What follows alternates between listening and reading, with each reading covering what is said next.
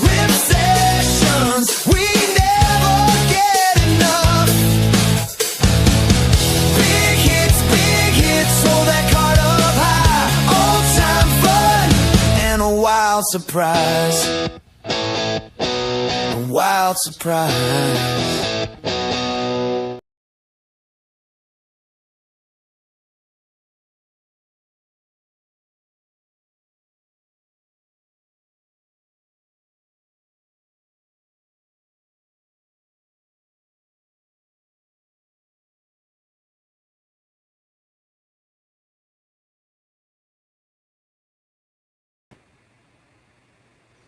Hey, what's up? Jonathan Fink, Sports Card Collectors Club, and this is Rip Sessions. We do this every other Tuesday night. It's like a local card shop, sitting at a table and ripping packs. And usually we have some random guests come in and out, and if there's no guests, we rip packs by myself. The show must go on. And then it's more like my show, The Card Life Chronicles, which is me ripping packs. So I just finished as a guest on the Pokemon debut podcast on the Collecting and Connecting Podcast Network. So let me take a break real quick. Let me let the chat room fill up, and we will get started. Thanks so much, guys, for being here. I appreciate it.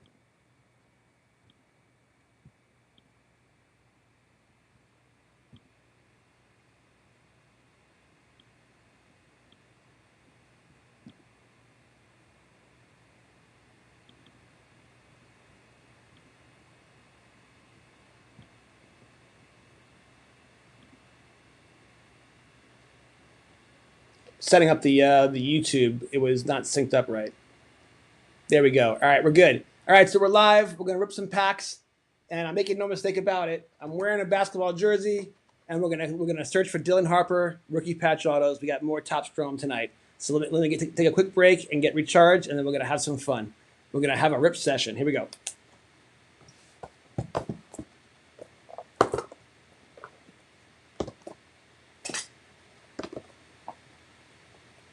Thanks for the patience. Back in a minute, guys.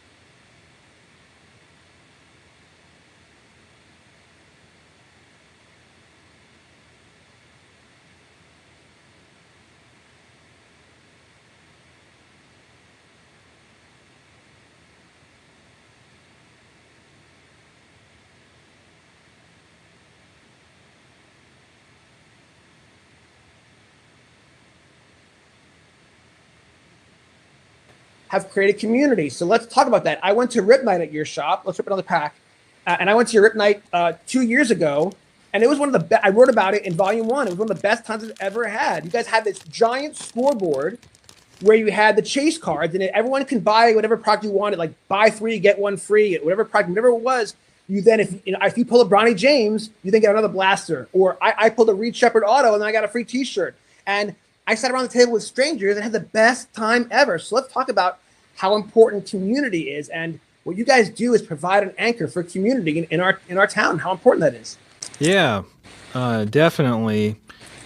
You know, like you said, one of our taglines, we say we'll make an offer on anything, but like you said, I mean, we got to pay what it's worth, and so if it's junk wax, it's going to be junk wax prices, which unfortunately, you know, a lot of people end up thinking that their 87 Topps Barry Bonds is going to be a couple $100 or it's something. worth nothing, people.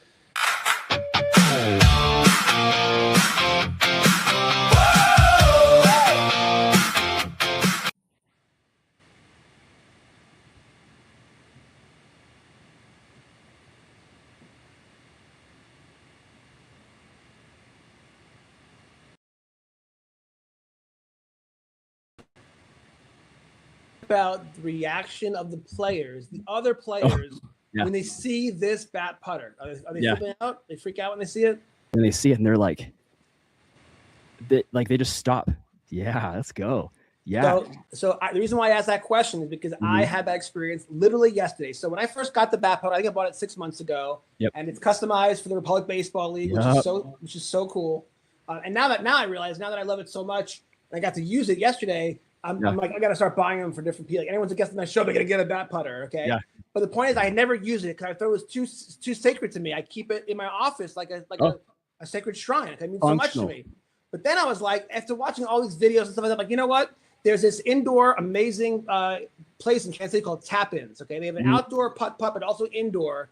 And depending on the weather, the whole thing, it's amazing atrium, and it's become a successful business. Yeah. And I was like, you know what? That's a perfect. It was a hot day. I'm like, it's a perfect thing to do. So my buddy Paul Greenwood, who I featured in my first book, we went and played around. And when I showed up with this bat putter, people were freaking out. They were literally losing their minds, and that's when I realized. So then, and then by the way, it was a Sunday, middle of the day, hot as heck.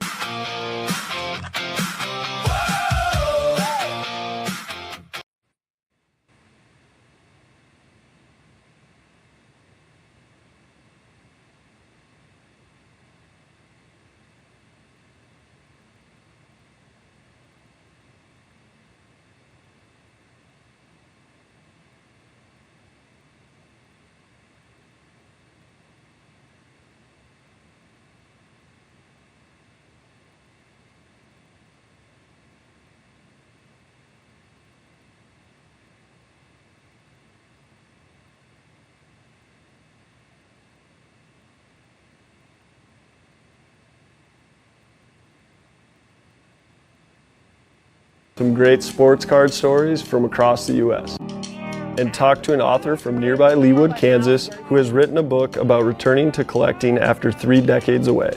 My day job is I'm a financial advisor, so I've been investing for over 20 years. In a way to express my love for the hobby, I decided, what if I write an investment book, Sports Card Collectors Club, and treat the stock market the same way I would treat the card market. And so I thought, well, how would a day trader invest in cards? How would a venture capitalist buy and sell cards? How would a hedge fund do it?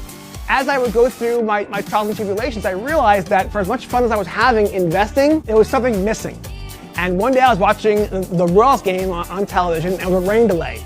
And the Card Life television show came on. I was watching that episode, I was watching Matt Strom open cards and rip packs, and I started getting the warm, fuzzy feeling. I said, this is what I want to be doing. I want to get back to really collecting and ripping cards and building sets. And that's where the story of my book has changed. I go from investing back to collecting.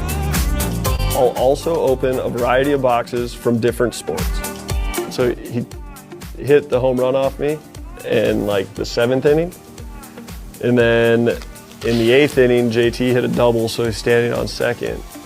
And Mason Wynn asked him, he's like, hey JT, he's like, I heard Strom collects cards of guys that take him deep. He's like, does that mean he's gonna send me over a couple cards to sign tomorrow?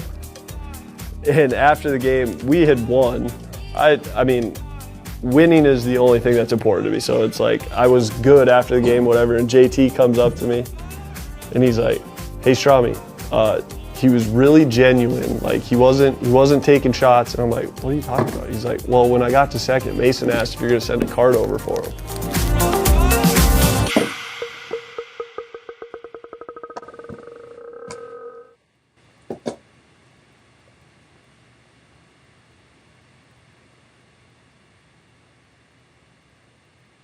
All right, how we doing?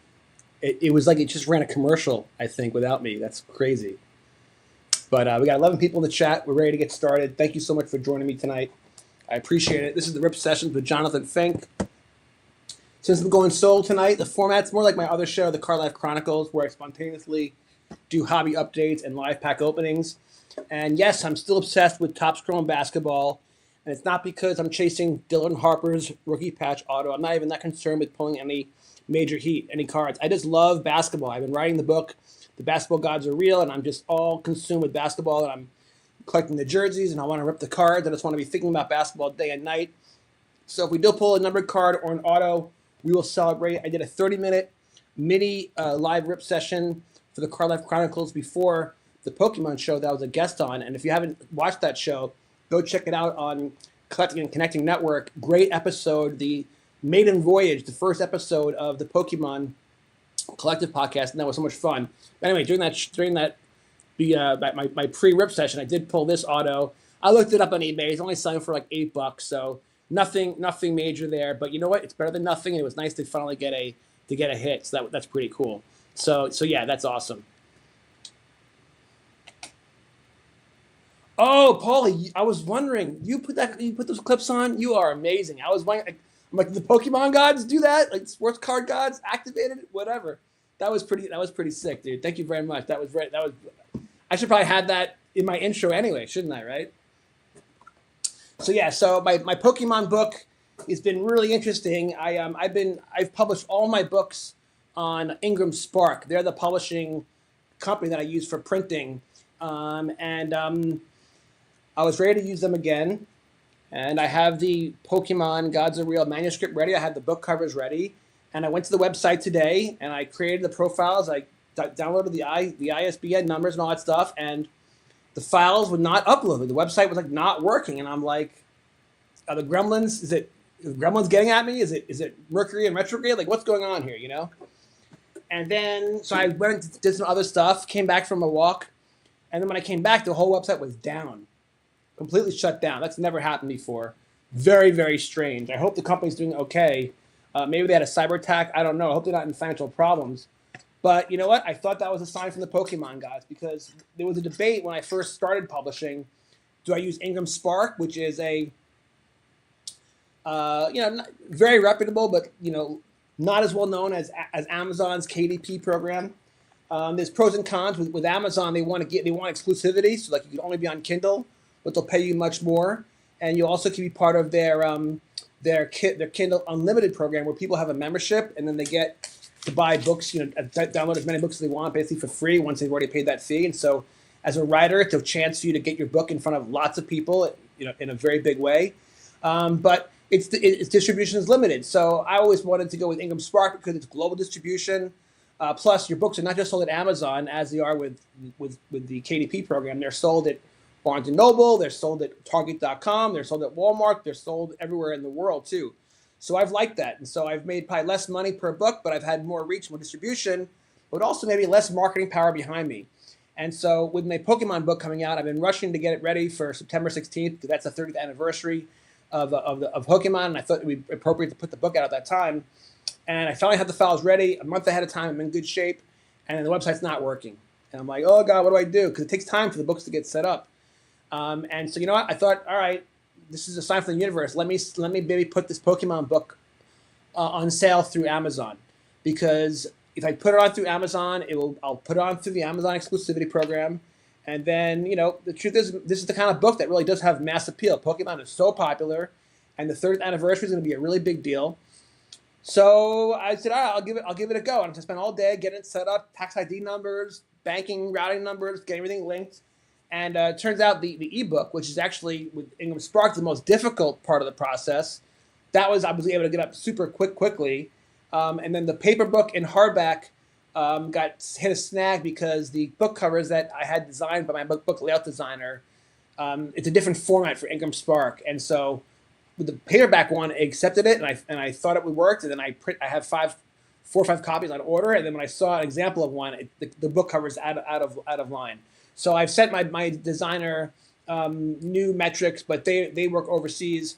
So it won't get done tomorrow. Hopefully they'll be able to do it. And who knows? Maybe by tomorrow, Ingram Spark will be back up and running, and maybe I'll decide to put out the paperback and the paperback and the hardback on Ingram, because they do a great job. But for the ebook, I'm not looking back. I'm going to put the ebook out on Amazon exclusively, which I think will be interesting, because if in fact I get not just sales but exposure, a lot more exposure, then that might be the way I'll go in the future. So we'll have to wait and see. So so I'm excited to see what happens with that. I'm excited that the book will get on sale, and who knows? Maybe by tomorrow the ebook will be on sale on pre-sale already. Who knows? We'll see what Amazon, how efficient they are when it comes to book distribution. We'll find out. All right, but back to business. So I got a bunch of these blasters to rip. I have 1 mega. A bunch of them are sealed. Some of them came unsealed. As you know, this was the first time that Topps ever experimented with an unsealed policy. Now, when they mailed, if you bought off the EQL, off their website, they mailed you mega boxes unsealed. At places like Dick's Sporting Goods, the blasters and megas, they call them value boxes now, but I call them blasters. Try to call them a value when they cost $45, right? Anyway, they come sealed at Dick's Sporting Goods, but if you go to a local card shop, they've been struggling currently to do this, and they're definitely doing it. They take the seal off in front of you. At one store in Olathe, they only let you buy one at a time, one per day. At the baseball card store in Overland Park, they'll let you buy as many as you want, but only one comes sealed. The rest come unsealed. And why are they doing that? They're trying to discourage scalping. Who wants to buy a unsealed box? It could be tampered with. People don't know. They don't trust it. When it comes sealed, you can trust it. So that has reduced the amount of supply in the aftermarket, and that's great. It's kept the scalpers at bay, and even though prices are rising, they're not out of control. They're up. I think these $45 blasters are going for $60, and I think the $85 megas are going for $130 right now. Now the high box is a whole different thing, and that's still way overpriced. However, they may be advantaged. That might be a reason for that. The Cooper flag was pulled from a break in Rhode Island, and the breaker did 3 high boxes. The person who bought the break for the Dallas Mavericks paid $515 and hit a card that might be worth $4 million. So that's pretty insane. Oh, let me get my second camera up and running before we begin. So we got 13 people in the chat so far. Thank you so much. I appreciate it. Too much content. I put out a Card Life Chronicles earlier today, just on a Pokemon show, and now this. So it's hard to say, stop watching this and go watch the Pokemon show. But when you get a chance, take a look. If you love Pokemon or you're interested in Pokemon, check out that podcast. It was a mixed bag of people, and I thought we all met for the first time, and I thought they did we did a great job, and I look forward to being on the next episode. It's fun. That the hobby is about community, right? When you're with people who are like-minded, it makes everyday life fun, and you make lots of friends through hobbies. And I made 3 new friends tonight, and that's awesome. So so it's so much fun. Let me get the link going here, and we'll get started. Yeah, thank you for joining me. I appreciate each and every one of you. The support means a lot. Oh, hold on. Oh, I'm going to have to send myself a new link. Give me a sec. Jonathan Fink, low-tech technology, once again, on display. But we get it done. But thank you for your patience. We'll rip some cards tonight. We'll have some fun. Hopefully we'll pull some bangers.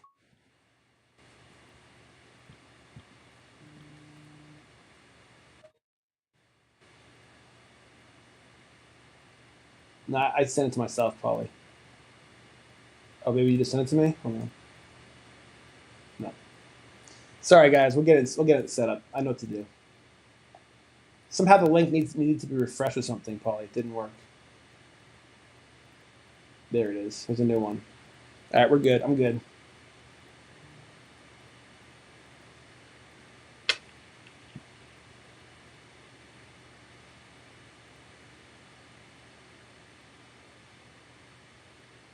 All right, any second. Boom. All right, we're good to go.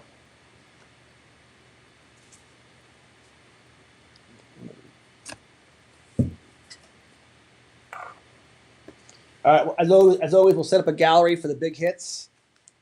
And we'll get these boxes over here. Let's pack.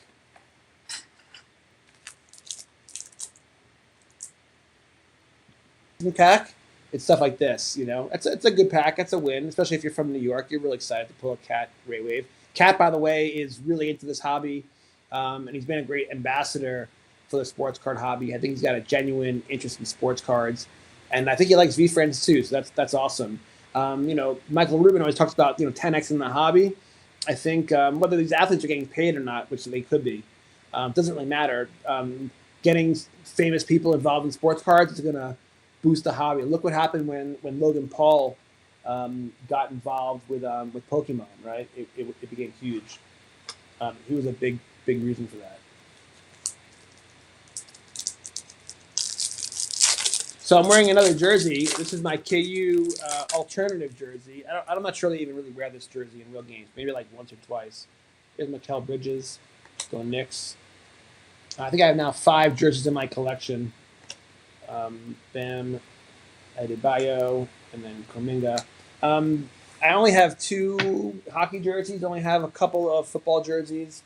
I probably have a dozen soccer jerseys, and baseball. I have over 20. I don't know the exact number, but over 20. But yeah, but it's been fun to collect basketball. I like to wear a jersey of the subject matter that I'm writing about right now. I'm editing the Basketball Gods reel. It just brings good vibes, gets me in the feel, creates good energy. I think. R.J. Barrett, Asa Newell.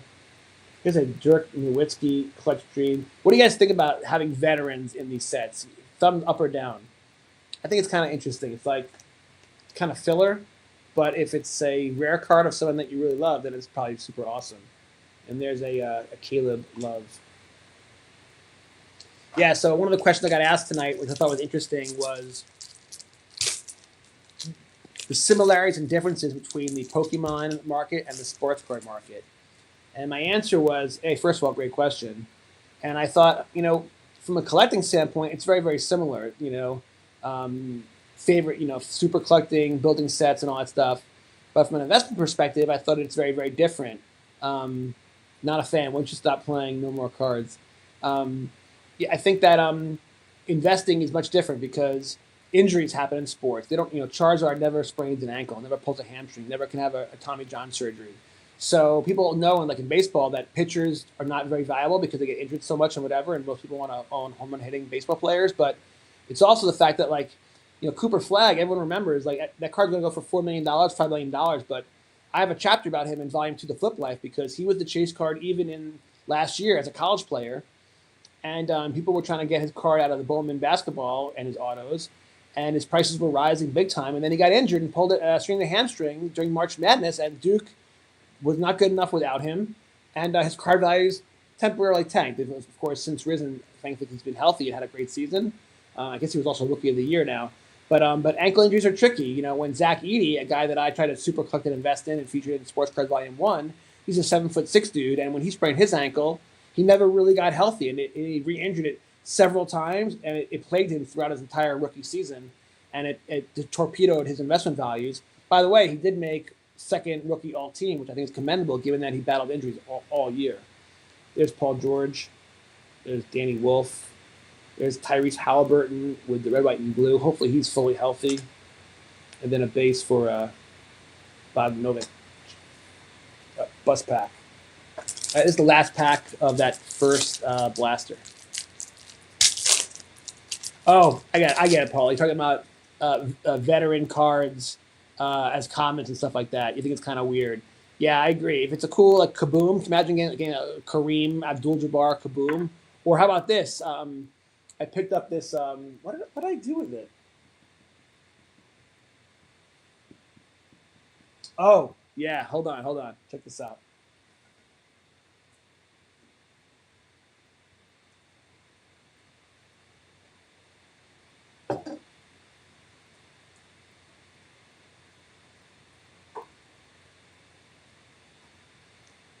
So, shout out to the guys at the baseball card store at Overland Park, Kansas. Not an endorsement, not being paid. I just love those guys. Scott, Jordan Neal, Jake, the whole crew over there. They always let me trade in my cards from the rips, no matter what their value is. They'll give V Friends, kind of all the commons from my V. Walt Frazier, which I thought would please the basketball gods, and go Knicks, and a high box. And it had I thought it had some Rangers on the cover somewhere. Oh, yeah. Rangers on the cover, so I thought that was pretty cool. I was actually an Islanders fan growing up, but I still like seeing that. I think the Rangers still have one of the best home jerseys in hockey with that Rangers across the bottom. By the way, speaking of high boxes, I got ripped off on eBay the other day, and I'm still dealing with getting a refund. Let me show you that real quick. It's kind of wild. Hold on.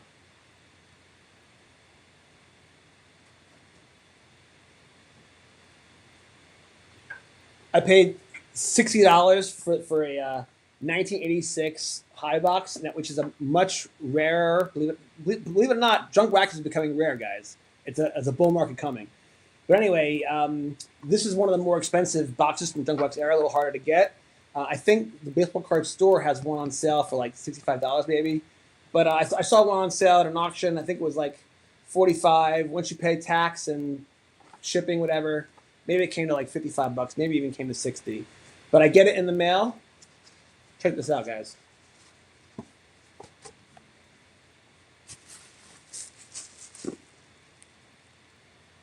Every pack was opened. So I very politely emailed the guy, and I'm like, "Hey, I'm a seller too. What's up? Must have been some misunderstanding because according to your picture and your advertisement, it was, and all the other high boxes I buy, they're sealed. 36 packs in there." And he was like, "Well, dude, you see all the extra pictures and da da da." I'm like, "Bro, let me return this. I'll mail it back to you, but please have my money back." And he bugged it first, and I'm like, "Oh, come on, man! I don't want to have to complain to eBay. I don't want to have like bad karma because I know how annoying it is when I get dinged from a seller because somehow a card and envelope might get damaged or whatever, or sometimes the packages don't arrive. Who knows why? Then they get stolen. I don't know. But this is unacceptable. He wanted me to. He kind of tried to gaslight me, like as if I wanted to buy. I'm like, who would want to buy a box of worthless base cards of a pack that already been opened? The fun is in opening the packs, dude.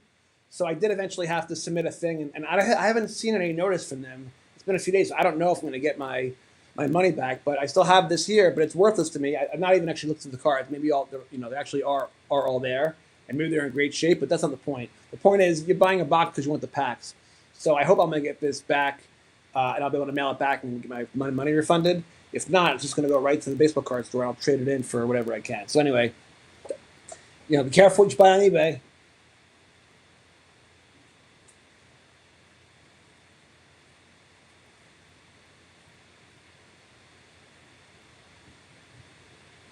All right, back to basketball. All right, so we're at 118 people in the chat. I mention it because I'm grateful to have each and every one of you here with me. I appreciate it so much. There's Jaren Jackson Jr. now on a new team, and Kobe Bray. It's a bus pack. Okay, so that was the first blaster. I have to say that was a total bust. Just flushed down really $50, $45 plus tax. Look, you can mass produce a product, I guess, if you want. There's supposed to be actually 40% less cards printed in this run versus Topps Chrome basketball, and it's also supposed to be better hit rates because the Topps Chrome had 300 cards, 300 players. This one has 200. So this should be a compelling set to open. My luck has not been very good. But you would think for $45 plus tax in a blaster, there should be at least something that the customer would feel like, yeah, that's a cool card, I'm not sure if we got any. Let's see real quick. Did we pull anything that was like? I mean, it's all subjective because if you pull a red, white, and blue of Cooper Flag, that's $200. All right, so the cat that's a win. Hold on.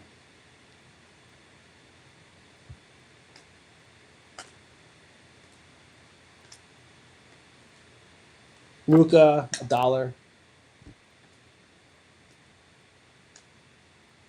$1. Do the math. I think you're paying maybe like almost $2 a card now, or $176 for blasters maybe, and then, worthless.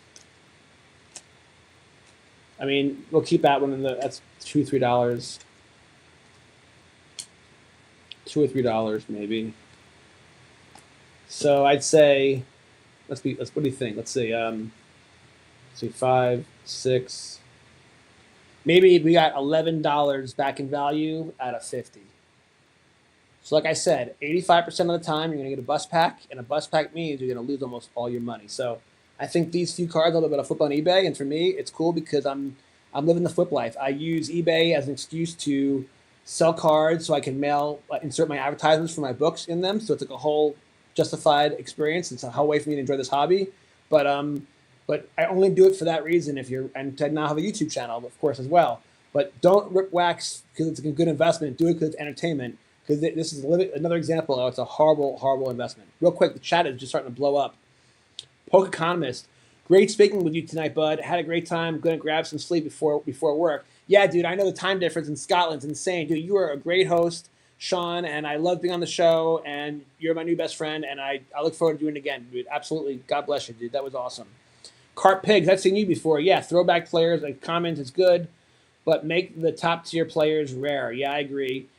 Garrison Lions, I've seen you before. What's up, dude? I would say they need to be more rare. Yeah, that's right. I agree. Make them more rare. And then Evan8532, I've seen you as well, buddy. Yo, the community is forming, bro. I love it. You wrote, I think it's fine. Yeah, it's all about different perspective. My feeling is, within reason, but make them rare. Okay, so that first pack we've now confirmed. Bust. But we got to stay positive and move on. All right, next blaster. I got to get one of those razor blades so I can do the old all the YouTubers, the cliche guys. They always kind of do this thing. Maybe there's some truth to that being helpful. I don't know. All right, blaster number 2 for those keeping score at home. First pack yielded us probably $11 in value, so that was a significant loss. But as far as entertainment value and fun, I'd say it was very, very high percentage. Having a lot of fun doing this. Really love the chat, being alive tonight. It makes this really fun. This is why I wanted to do it live. Being live is authentic. It's real. With no net. It's just me doing it raw. But also, it's not just about me and these cards. I named the book the Sports Card Clickers Club because this hobby is about companionship and community. And just like tonight in this Pokemon group, we had 5 guys on there. We all love the same thing, and it was awesome. They're like instant friends when you have the same hobby. So having the chat available helps foster community, and I'm all for that, man. That's what it's all about. John Barnes writes, yeah, I'd see the throwbacks as commons and rares. It'd be fun to get some throwbacks. And AC, good question. What is your best rip this year? Now, do you mean best rip like in most fun, or best rip as far as the most valuable card that I've hit? As far as the most fun, well, here's a here's a Rayway for Kareem Abdul-Jabbar. And then the guy who I've hit the most so far, I'm sure this card is worthless, Trey Johnson III, rookie card. Let's think, what would be the most expensive? So in the Topps Chrome football, I ripped a ton of that, and I got smoked most of the time. I did pull a rare super short print of Jaden Daniels. It wasn't the one that was like with Japanese on it, but I forget the design. I have to look up my eBay, but I think it sold for like $500. So that was a pretty big win. Other big wins that come to mind. I pulled a Paul Skeens auto when I wrote the Sports Card Clickers Club Volume 1. When I wrote the Flip Life Volume 2, I pulled a Jesus Mate auto out of, I think, 150 out of Bowman 2025. That sold for like $300. That was a pretty big win. And then also during the Flip Life, which I wrote, I guess, 2 years ago, I pulled 2 101s out of a V-Friends 2025 Topps Chrome Series 1. I pulled a sketch art design autograph of the Darren Dragonfly, which sold, I think, for $500. And then I pulled a 101 blast off Grateful Goldfish. It sold for $2,000. And so that was, that's pretty big time. Sion James. However, I can't really celebrate the big wins too much. You got to stay humble because I've also spent so much money on wax, and I've spent way more than I've gained. And I guess the truth is, if I was always doing it online, then there's sort of like benefit to do that. It helps me promote myself and sell books, and maybe get monetized on YouTube eventually. But for thousands of packs, I was opening at first, doing it by myself just for the love of it, because I love cards. When I got back into the hobby, but at least now there's kind of like a purpose, and I can kind of justify doing it. Back then, I was just doing it just for the love of the game, Yeah, but I've definitely had some big wins. Actually, check this out. I've pulled those 2 101s I mentioned from V-Friends. I also pulled a 101 in one of those like Leaf non-licensed college football products. I pulled a quarterback from Sacramento State. I think I eventually sold that card at a trade show. I think it sold. But I also pulled another 101 2 summers ago, when my son and I were spent a couple of weeks in Florida when he was playing the Dodgers scout team, and we were playing in the WWBA championships and a bunch of tournaments in Fort Myers. And I pulled a 1-of-1 auto of Arjun Namala.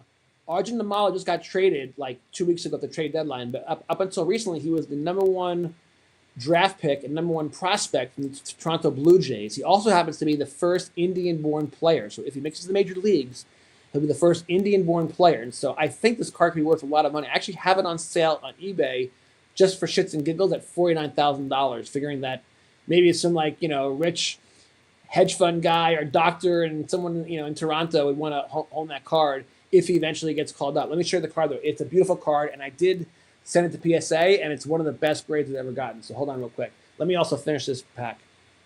CJ McCollum, Chase Richardson, Russell Westbrook, Kareem Abdul-Jabbar. Now, I love Nassim Yamala. I've been following his career ever since I got the card. Some of you know I play a MLB The Show video game on YouTube and Twitch, and I recreated the Wichita Crows, which is a team from the book series, and I try to only use players that are mentioned in the book or that I used when playing Out of the Park Baseball 2026. When I created the simulation, I couldn't have all the players that I featured over the years, but as many players that I could get into the book, I did, and then any of those players are eligible for me to be having on my team. So, for example, like Robert Moore, my neighbor, who plays in AAA for the Phillies, he's on my team. Christian Franklin, who I know very well, who's also come out of Kansas City, Overland Park, Kansas. He just got traded to both of the Orioles and immediately got called up to the show. In his 3rd game, he got his first career hit. Congratulations, Christian Franklin. He's on my team. And lots of players that I featured in my book series, like The Baseball Gods Are Real, like Jorge Lopez and Brent Suter. And, of course, even though Arjun Namala is not in the Republic Baseball League book series, I got to fill my roster with players who are actually in the game. And, of course, he's related to my universe. I feature him in my Sports Card Collectors Club series. And he's on my team. He's having a decent season so far. But let me show you his card. Hold on real quick.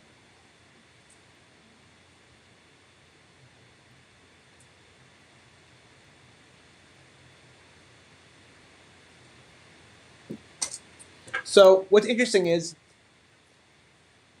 when players get traded from team to team, I asked the chat, like when Giannis gets traded from the Bucks to Miami, do his cards on the Bucks now become less fun to own because he's not on that team anymore, as opposed to like the old New York Yankees, where now of course they were indentured servants and they were forced by contract, but it's kind of cool how like Derek Jeter spent his whole career with the Yankees, Mickey Mantle whole career with the Yankees, and so you identify that player with that team, and when a player moves around like LeBron, is it not as special? Well, in this case, this is Arjun Namala's card before he was even a player. I think he went right to major leagues when he was drafted. I don't think he played in college. But this was from his perfect game. This was when he was like a senior in high school, and he was like one of the best players in the world. And so there's the 101.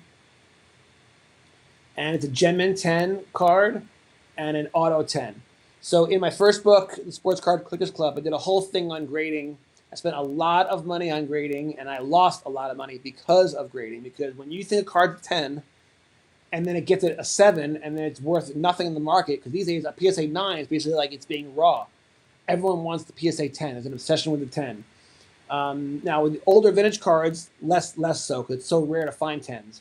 But a modern card, people want 10s, and so thankfully, this is the most valuable card that I own, honestly. And it's arbitrary. Who's to say what any 101 is worth? In fact, I have a chapter called The 101 in my upcoming book, Volume 3, The Card Life, Sports Card Collectors Club. Because I do now have a little collection of 101s that I built because there is something unique about a 101. There's no one else that owns that card. So it's kind of like peacocking, but it's something fun about it, especially if it's players that you really care about. And so I'll explain the 101s in the book and why I have them. But Arjun, I've learned to care about because I've owned this card for some time.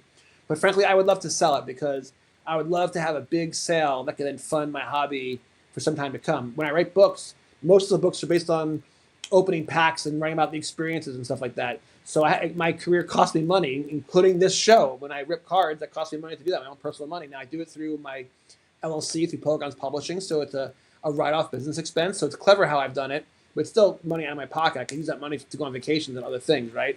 But sports cards bring me joy. It's what I love to do, so it's worth the money. But you got to try to do it in a way that's prudent. So anyway, this is what I think will one day, hopefully, be my most valuable card. However, God forbid this guy gets injured and the value would tank. And that's the thing about investing in Pokemon or One Piece or Magic the Gathering or VFriends, that those characters, their brand values will only increase. They're never going to be injured. They're never going to pull a hamstring. Never have a scandal. Where a player, anything can happen to them. Injuries can happen. So anyway, but this is my most special card in my portfolio that I look forward to giving away soon for a huge price. We'll have to wait and see what happens with that. Anyway, I digress. Back soon. Hold on.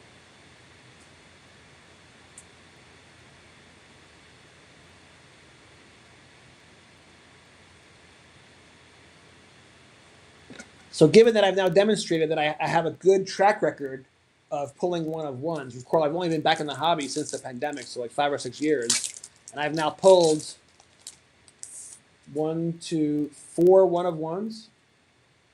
It's pretty good. Lonzo Ball, Rick Barry, Donovan Mitchell, Fortune 15. It's a pretty rare insert, Fortune 15, but it's been in the Bowman baseball for some time. It's a worthless card. Miles Turner. That's another bust.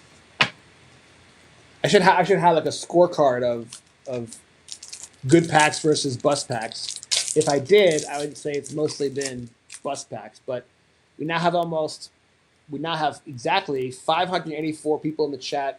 That's amazing. I remember when there was like 3 of you in here. So God bless all of you. Thank you for joining. Hopefully we can pull some really cool cards that makes this entertaining beyond me just yapping away all the time. Here we go. Drew Holiday, Carter Bryant, Vince Carter. Vince Carter was so good, right?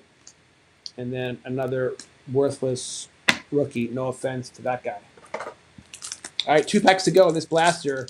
If you've noticed, the gallery is still empty. We have no cards pulled in 2 blasters that are worthy of being displayed permanently. That's not good.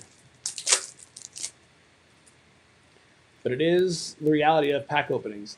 This is a base Curry, maybe worth $1. Herbert Jones. Austin Reeves, red, white, and blue. I mean, look, he plays in a big market. He's a popular kid.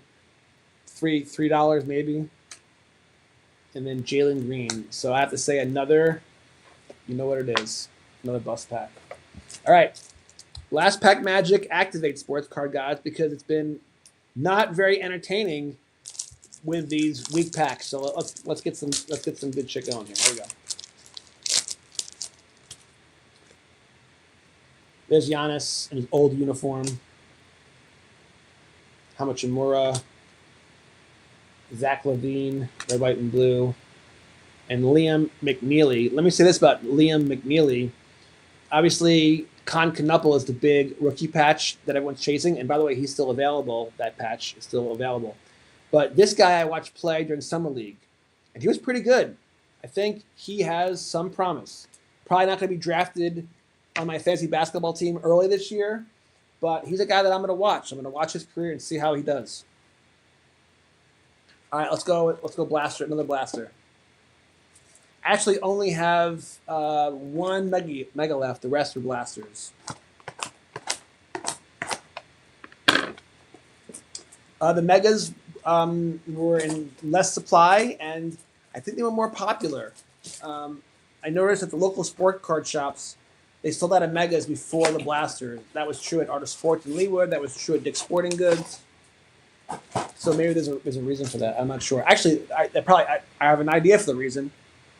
All these stores are imposing minimums. So if you're only allowed to buy 2, you might as well buy 2 megas than 2 blasters because you get more cards and packs, right? It just makes sense. All right, sports card gods. Let's go. Come on. Zion James, Vucevic, Paolo Banchero, Bust City. You know what? The thing about the bust packs, it's a bummer and it's wasted money, but that's part of the magic of the pack opening experience. It's kind of like going to a Fish show. You know, it's like song, and then they bust out a song you haven't played in a while. or your favorite song, and it's so exhilarating. It's such a dopamine surge. And so same thing with pack opening. You open up enough mundane packs in a row, and then you hit a really good pack, and it's enjoyable because it's a alternative from the mundane and the monotony of what pack opening a lot of times is, bus pack after bus pack. I mean, how many Kareem Abdul-Jabbar base cards are we gonna get, guys?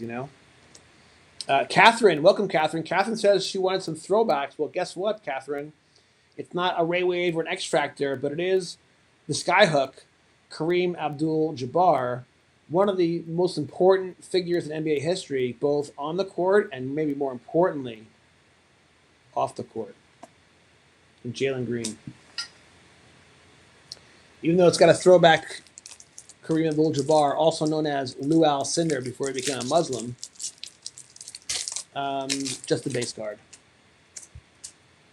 Speaking of just a base card of a legend, we got Rick Barry, the underhand free throw shooter. Drew Holiday, Elijah Martin with the Wayrave, Liam McNeely, who I just recently praised, but yet is now part of another bust pack. I mean, my goodness. If this was a Vegas casino, I'd probably get up and just walk away right about now, honestly. But we got 674 people in the chat, and they're enjoying the hangout, and we're enjoying some cards. So we're going to rip regardless, but hopefully our pack luck will improve because, let's be honest, it can't get any worse. It can only get better. So we're going to be positive, and let's see something good happens here. We got Carter Bryant, another base Steph Curry. I mean, this guy is pretty popular. It's just an insert. He's Stratospheric Stars. My guess is $5, but it's Wemby. That's cool. Big fan of Wemby. Didn't like how he got pouty after a couple of those losses in the finals, but in general, I think he's a unique talent on the court, and off the court, he's a very extra special human being. This is a guy who will be seen wearing a gray hoodie in Central Park playing chess with the locals. This is a guy who spent many weeks in Tibet learning Buddhism and meditation with the monks. This is a really special dude.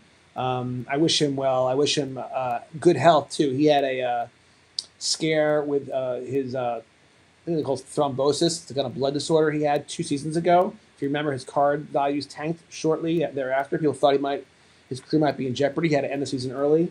Thankfully, he found the best doctors and the best medical treatment, and he came back healthy and had an amazing season all the way to, deep into the game, game 5 or game 6, game 5, Nixon 5, at the national championship. So yeah, Wemby, he's awesome. Big fan. I think he's arguably the face of the league now, and rightly so. He's terrific. And then Ricochet. All right, so could we call that a bus pack? No. I'd say this is like one of those 15, like 12, 13% packs that are like a decent pack, where maybe 2% of the time you hit a great pack. But maybe that's why people enjoy watching pack ripping, is because we like the anomalies. We like seeing the mundane pattern finally get broken. Interestingly enough, a big thing about watching other people rip packs is some people voyeur and they enjoy the reaction of the people who rip packs, and people were giving shit to the guys up in Rhode Island because they didn't react enough when they pulled the Cooper Flag rookie patch auto. They were excited, they acknowledged it, but they didn't like jump up and down like backyard breaks. They didn't act out crazy and whatever. And some people were giving them a hard time. I actually commend them. It's very similar to my interview last night on the High Hard one with Jay Destiny. We talked about how, what do I think about showboating, bat flipping, all that stuff. And I'm like, you know what? Within reason, it's fine, but I'm not a big fan. I think kids should be humble. I think they should respect the game, respect their opponents, respect themselves. But it happens. Every once in a while, I'll see a bat flip, and I'll be like, oh, I got to send it to my son to show him because it's just so good. Herbert Jones is Giannis. All right, that's probably only $5, maybe 10. It's a moment in time rookie, but it's VJ Edgecombe, one of the top 5 rookies, who's, by the way, his rookie patch auto still available. Only Cooper Flag is one of the top 5 guys who's off the board now. There's still some big chases yet to have, so we could have a patch auto still here. These packs have been bad enough that I'd have to say that we're due. Quick drink. I'm gonna have to refuel soon, guys. Black cherry soda, my favorite. Not an endorsement. Just the facts. All right, here we go. 2 more packs to go in the third blaster. Hachimura. Tyrese Maxey. He's a rare pull. We have not pulled him very often. That's a cool photography alert. It almost looks photoshopped, but he's kind of like the ball's like in your face, almost like 3D. It's a pretty cool photo. I like that. Red, white, and blue. Cameron Johnson and Jalen Suggs. Tell it like it is, people. Bus back. All right, last pack. I still have no cards in the gallery. Come on. Basketball gods. I mean, maybe it's because I'm wearing a KU jersey. I'm not wearing an NBA jersey. Catherine, you wanted some throwbacks? Well, here is... Look, we can debate who's the greatest of all time. Most people will say it's Michael Jordan. But I think it was Bill Russell who won 10 NBA championships. Might be Bill Russell. Just saying. Rudy Gobert. I was just talking about this base card of Tyrese Maxey. I wonder if it's his alternative version. Great looking photoshopped image, but on the red, white, and blue, which of course is a color match because he plays for the Sixers. That's even better. This could be a $10 or $15 card. That's pretty sweet. And Tyrese Maxey's starting 5 next year is going to be amazing with LeBron. I hope he stays. I hope that whole team, including Joel Embiid, Rock Chalk Jayhawks, stay healthy. So that could be a really good NBA season with a lot of parity and competition. Drew FTV, cheers to you. You're another one of my OGs. I really can start to notice the community forming because people are active in the chat on a consistent basis. I start to recognize the names, and it's so good to see you, old friend. Welcome back. I appreciate you. Will Richard. All right. Let's keep going, guys. I guess let's rip the mega box. It's our last mega, and then after this will be all blasters the rest of the way. But maybe this mega... Oh, no, sorry, I see another mega. I have 2 megas. My bad. You know, it's hard to tell. I have all these wrappers just, like, thrown all over here, so... Mega. Dylan Harper, Patch, are you in there? You know what I say? It's not about the big pull for me. It's because it isn't. But yet, at the same time, dude, it's like I'm running a live rip session here. Can we please get some pack luck so I can display some cool cards and make this an entertaining rip session show? Tops, do you really want to show the world that these products are not good investments? Come on, let's get some hits going here. What do you think, people? Oh, I should do the old technique. Sorry. I'm trying to open it like a...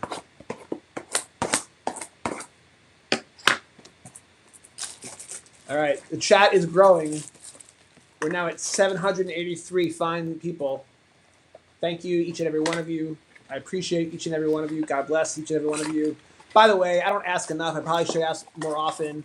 If you're watching on YouTube, or please watch on YouTube, and drop a like, subscribe, help me get monetized so I can afford more packs to do more rip sessions with you guys. It's pretty crazy what it takes to get monetized. I think you need 500 subscribers. I'm at 76, long way to go. And I think you need 4,000 watched hours. And I'm at like 76, so I'm not getting monetized anytime soon. But it would be nice to continue to grow the channel. It would be nice to get over 100 viewers. I got a colleague who I'm going to have on my podcast in August, Professor Sports Cards. Now that dude grinded for a couple of years, and he had like no followers. And I think he did an interview with Rob Veras from Burbank. He brought his mic and he did an interview there, and that went viral. And then ever since, his show has blown up. And now he just surpassed 10,000 followers. And I forget, I just showed it to Paulie, but he has like 13,000 views, watched hours. So he's now monetized, which is awesome. Congratulations to you, Professor Sports Cards, because as someone who does this now, I realize how hard that is to do. And I respect you for doing that. That's an amazing accomplishment. Check out his show, Mondays and Tuesdays, over on his channel. And the day that he's on my show, we might have to, for the first time ever, we might have to pre-record it because we're on, I think, at the same time, I think. And we don't want to compete unless we can be live together. I don't know how that would work. We'll have to discuss that. But I'm happy to pre-record it so he can be live one way or the other. Whatever. It's all good. Scoot Henderson, John Broom, I just love his content. He did great. He did a great video last week about the current state of affairs in the economics of the local card shop, and if they're profitable, and if they just are selling wax or just selling singles, or if they have a breaking operation. And the moral of the story is breaking is very profitable, and if you can make a gazebo or two, like kind of how Card HQ has done or Paradise Rips has done over in Vegas, you'll get a lot more profitability out of your shop if you have a space where you can break cards. Because right now it's just very popular. I don't know how long this rage and this bull market in card breaking will last, but it could be for the foreseeable future. We'll see. There is a risk that people are going to regulate it and accuse it of being gambling, which maybe it is, which may be why so many breakers are popping up in Vegas, because it's legal gambling there. That's a very clever idea. I think it's probably a good idea is to be in Vegas if you're going to do this. But who knows where the future will go with that, but remains to be seen. Here's Jameer Watkins, Ray Wave, Amari Williams, X Factor, back-to-back X Factors, back-to-back rookie card X Factors.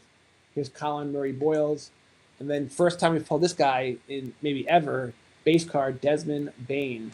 Despite all those refractors and rookie cards, I'd still call that a bust pack. Maybe those refractors will get $1 or $2 tops, you know. All right, 845 people in the chat. We just hit an hour. It's a phenomenon. Most of my shows are spontaneous. The rip sessions are scheduled, but it's just one of those things how, I don't know, people retweet it or people just going through their scroll, they discover my show down the road. But it's wild how all the time, almost all my shows, we start small and then it continues to grow and grow and grow. And it starts to get, next thing you know, you're in the hundreds, next thing you know, you're in the thousands as you get into the second and third hour. So thank you, all of you guys, for joining me tonight. I hope we can pull some awesome cards that makes this show compelling and fun and entertaining, besides me just yip-yapping about. All right, here we go. Jalen Williams, Zach Edey, Tim Duncan, Jason Tatum, X-Factor. Look at that pass, a no-look pass.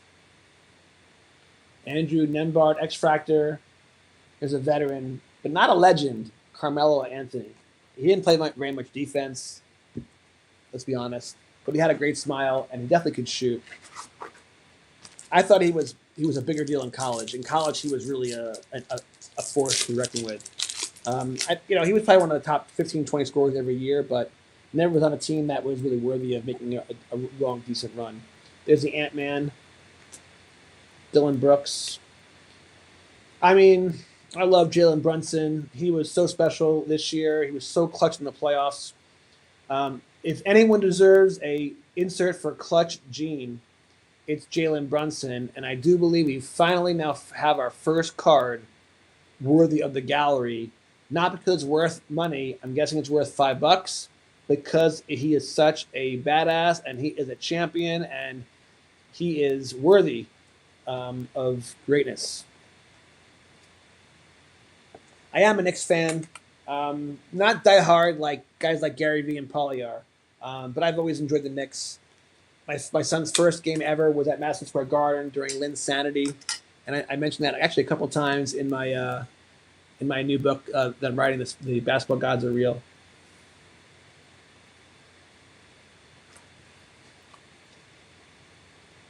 Walter Clayton Jr., X-Factor, Joel Embiid, Ray Wave, Rock Jock Jayhawk. Joel Embiid was one of the greatest basketball players in Kansas history. Rock Chalk is the expression. For those who don't know, the Jayhawk is not a real bird. It's just a fake mascot who's super cute and awesome. Here's Al Horford. This is the only card in the set that I'm aware of that is horizontal. That's very strange. Just one player. It happens to be a cool photography alert. Look at that ball. It's like on the edge of the card. Despite the Joel Embiid Ray Wave, not worthy of the gallery. Probably not worth anything in the open market. Maybe $1. But at least we have one card in the gallery now. We got Jalen Brunson. Here's a DeMar DeRozan, Noah Senge, C.J. McCollum, Anthony Simmons, X-Factor, Dylan Brooks, Wave, Micah Peavy, rookie card. Still haven't pulled any Cooper flags of any kind in this session. 2 sessions ago, we pulled a bunch of his stuff. Base, inserts, red, white, and blue. But you can see how his cards are pretty rare. We don't see very much of the big chase card, Cooper Flag, who, by the way, I have a chapter about in my upcoming book, The Flip Life Sports Card Collectors Club Volume 2, which comes out on December 1st. And yes, it is already on pre-sale. Jace Richardson, Chris Paul, Silent James, Divisenko, X-Factor, World Champion Karl Anthony Towns, and Stephen Castle. It's his second-year card, not his rookie, but it's a cool photography alert. Definitely looks photoshopped, but that's a really good-looking card. All right. More busts to go. I can't say this pack has been a total bust because one card didn't make the gallery after we've gone to, I think, 4 blasters, which has been totally pathetic. But it's still been fun, and I really enjoyed having an active chat tonight. So thank you, guys. Thank you to John Barnes. Thank you to ACEB. Thank you to Catherine. Thank you to Drew FTV. There's Rusevic. Thank you to Paulie. He's always active in the chat. Thank you to Paulie. Hugo Gonzalez. LaMelo Ball. I do notice that these are cool because they have updated uniforms for a lot of these guys. And for some of the teams, like the Charlotte Hornets, all the players' photos are taken with the alternative orange jersey, which is pretty awesome. So yeah. Jimmy Butler the third with the X Factor. We don't pull his name very often. DeAndre Hunter and Noah Penda. I hate to say it, guys. Another bust pack. But last pack magic. Look, here's the thing about ritual superstition. We believe and we believe, and when our belief gets vindicated and validated, we believe some more. But yet, a true believer never loses faith. So if you don't pull anything in this last pack magic, I'm still going to say it the next time we have a last pack, which is how faith works. Here we go. Last pack magic. Come on, guys. Rick Barry, Drew Holiday, Derek Queen, insert. I forget what this is called. Oh, it's Go Time. It's a rookie card. He's not the rookie you want to pull. Christian Braun, Rock Chalk, Jayhawk. Timetable on that. This stuff, I think there's an urgency just because it's, the right thing to do. Here's Ace Bailey, rookie card. Yang Hansen, rookie card. So the first... We are so due, people. So due. Come on, sports card gods. Entertain us. Jordan Poole. Rashid Fleming. Whoa. I'm entertained.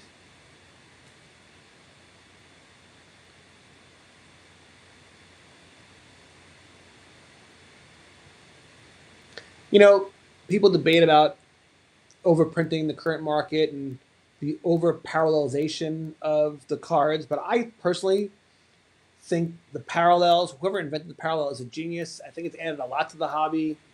Still has numbered cards. For me, it's not even the exclusivity that creates, forced scarcity. I just think the colored variations are cool, and like this purple, it just looks amazing. And look at that thing refract with the red, white, and blue. I don't know how much this card was worth. My best guess, $50 or $100. But we've also blown through like 4 blasters already at $50 each. So it recoups a little bit from a financial standpoint. I have a chapter about Wemby in my first sports card book. I almost should be I should be PCing this guy. I do have his rookie card in my collection of favorite cards from my book series. This one's so beautiful; it's almost worthy of going into that collection. We'll take a look on eBay and we'll see if we should flip it or not. But we finally got a really satisfying hit. I mentioned earlier how I love Wemby on the court, off the court, the absolute alien. He's the face of the game. He's probably he'll be one of the most liquid, most popular player cards.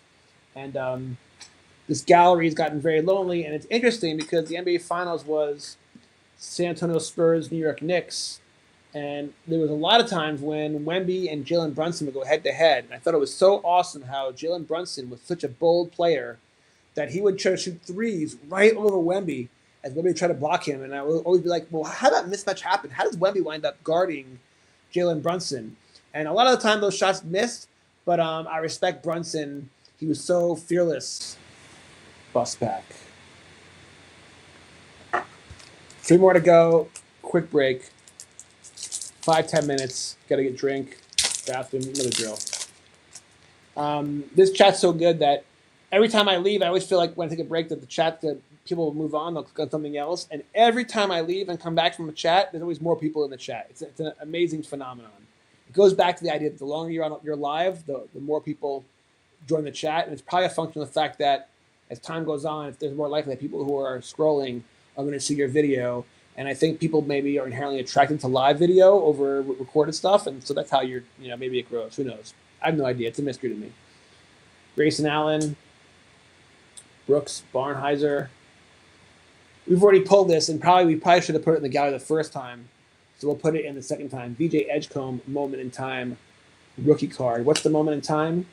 VJ made a voltaic NBA debut on October 22nd, 2025, blitzing through heavy defense and bearing a tomahawk dunk on the Celtics center en route to 34 points.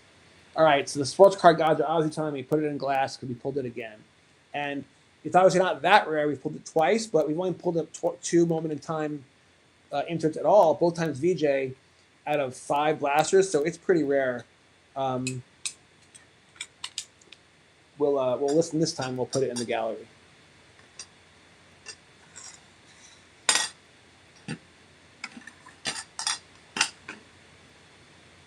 All right, welcome VJ.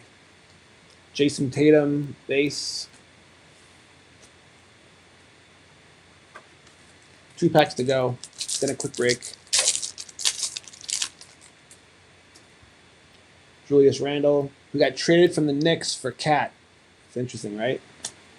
Dylan Harper, rookie. We've pulled him now twice, 5 times overall. He's the number 2 rookie we're chasing. I named my last pack rip the Dylan Harper chase. We're going to put that in the glass now. And here's red, white, and blue for Divichenko, who we just pulled twice of. I love the anomalies. Boom, back to back. Very nice. I mean, the celebration, was he supposed to be shooting heroin? Hard pass on that, but I like the manufacturing anomaly. Let's give Dylan Harper some love. We've pulled him enough. And I think it's a good way to please the sports card gods for us to pull his rookie patch auto by displaying his base rookie. We'll put him right next to that Wemby purple out of 75. So for those of you who are just joining us, we're now on our 5th or 6th blaster, I forget now. We've had terrible luck, but we did pull this really sweet Wemby purple parallel out of 75. And that I feel like was, it's a nice win. All right, last pack, then we'll take a quick break. Thank you, everyone, for joining me. 990 people in the chat. We're about to break 1,000. That is awesome. I appreciate each and every one of you. God bless each and every one of you, and I really sincerely mean that. Aaron Gordon, Allen Iverson, Cam Jones, red, white, and blue, and this might be his alternative version. This could be worth a penny or two. And then Jimmy Butler, base. Do you think this deserves to go in the gallery, guys? What do you think? Thumbs up or down?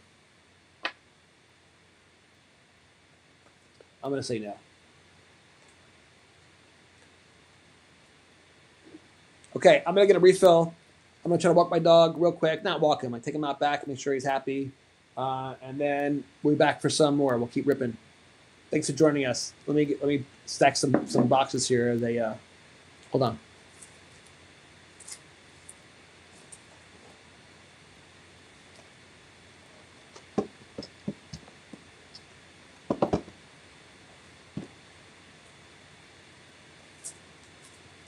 I found an extra pack. Let's just rip it. Maybe this was leftover from earlier.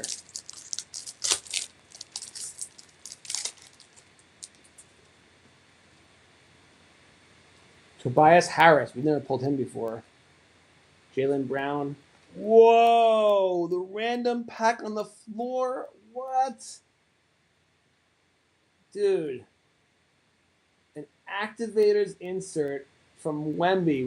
We're on a Wemby roll. To be honest, it looks like this card should be from Topps Chrome Cosmic. It looks like there's like 2 planets, and maybe that's because he's the alien, but I don't know if any other players have this card. That's Tops. Everyone's been worried about Tops being able to have amazing insert designs like Panini has done with Kaboom and Downtown and all that. Um, I think this is a step in the right direction. That is sweet. Let's get some glass ASAP.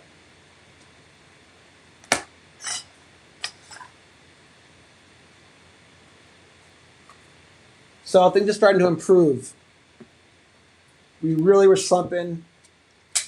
We really were hurting. 5 blasts in a row. Maybe it was 6. But now back-to-back Wembies. We also got D'Angelo Russell, X-Fractor, Cayman Malioc, X-Fractor, and we haven't pulled him yet, Devin Booker, base. Still a bust.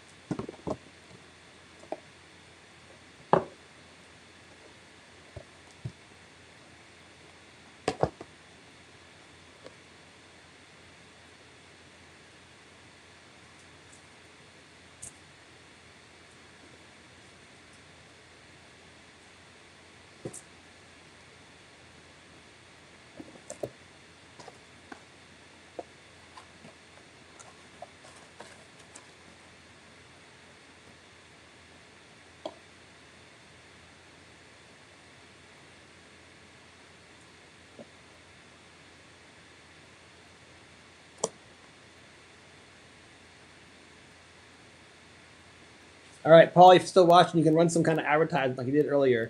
We're almost at 1,000 people. It's been an hour and 20 minutes. We'll keep going. I'm going to get recharged. I'm going to get some more black cherry soda, take my dog out, and then we'll keep going.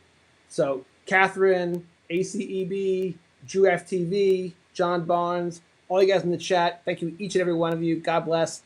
Really appreciate the support and you spending some time with me again tonight. So, the show's called Rip Sessions, but I know it feels like the Car Life Chronicles, and we'll address that next week. Back soon, guys. Thanks for the support. Back soon.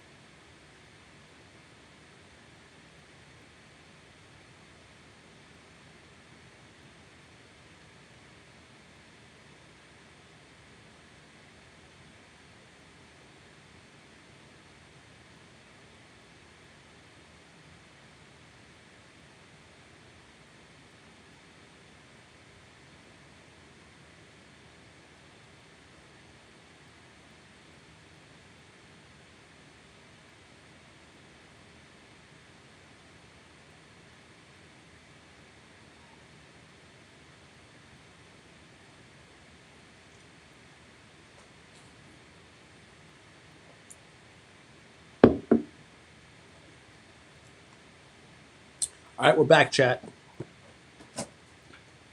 And you did it. There are more people here than when I left, which always seems to happen. And I thank you very much for your patience. I accomplished everything I needed to do on my break except one thing. My sweet little dog is like deep into a meditative sleep, and I couldn't get him to go out. So inevitably, he will show up soon. And so I will take one more quick break when that happens, if it happens.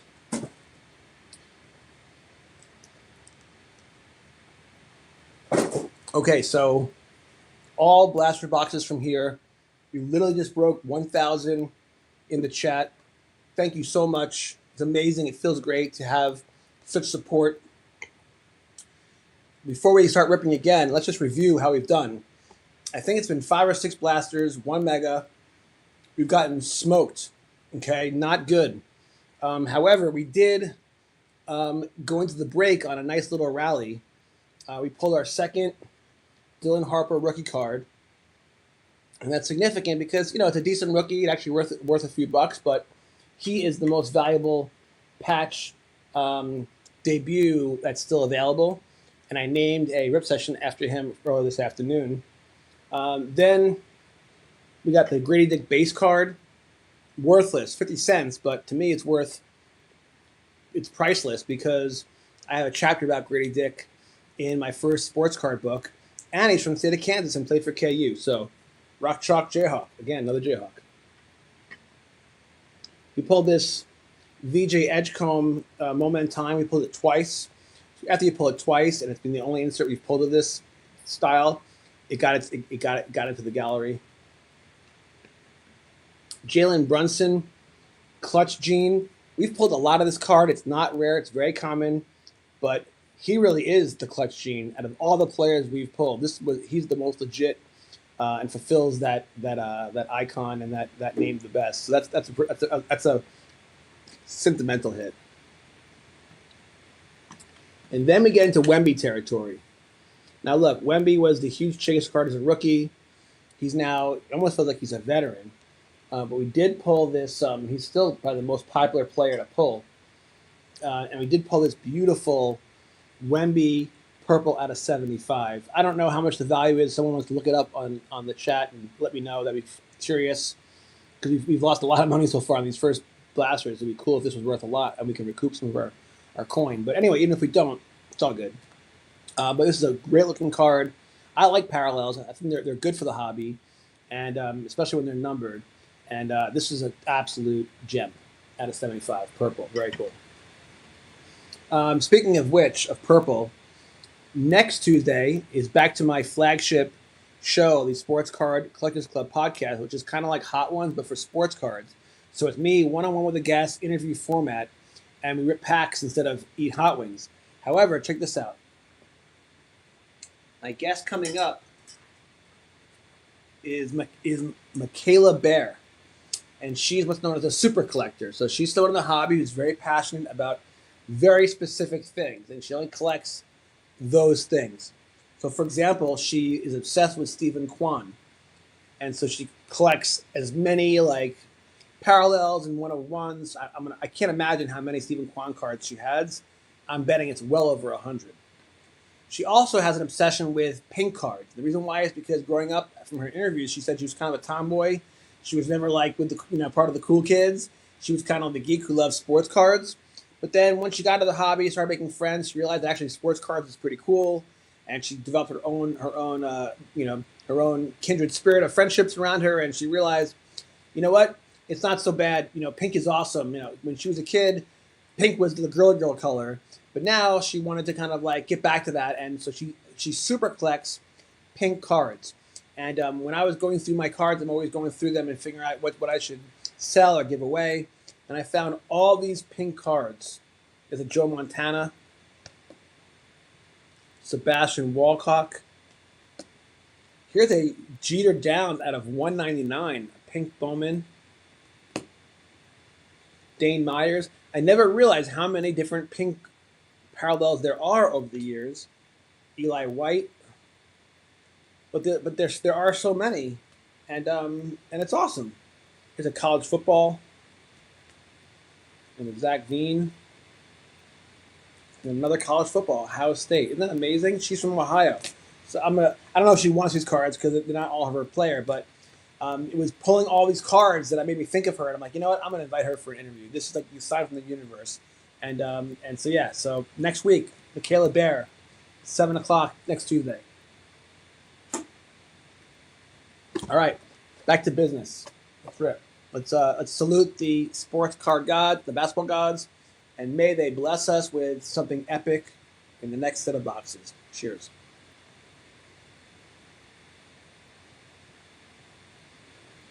Oh, my bad. The last card was this Wemby Activators insert. It's got to be a super short print. I don't think I've ever pulled it before. Thank God we pulled it as a Wemby. Someone can look up in the chat how much this card's worth. Maybe it's $100. I have no idea. Maybe more. So we stayed optimistic, which is important. We never got negative, and the laws of probability eventually came our way. Oh yeah, let's rip this sealed the new way.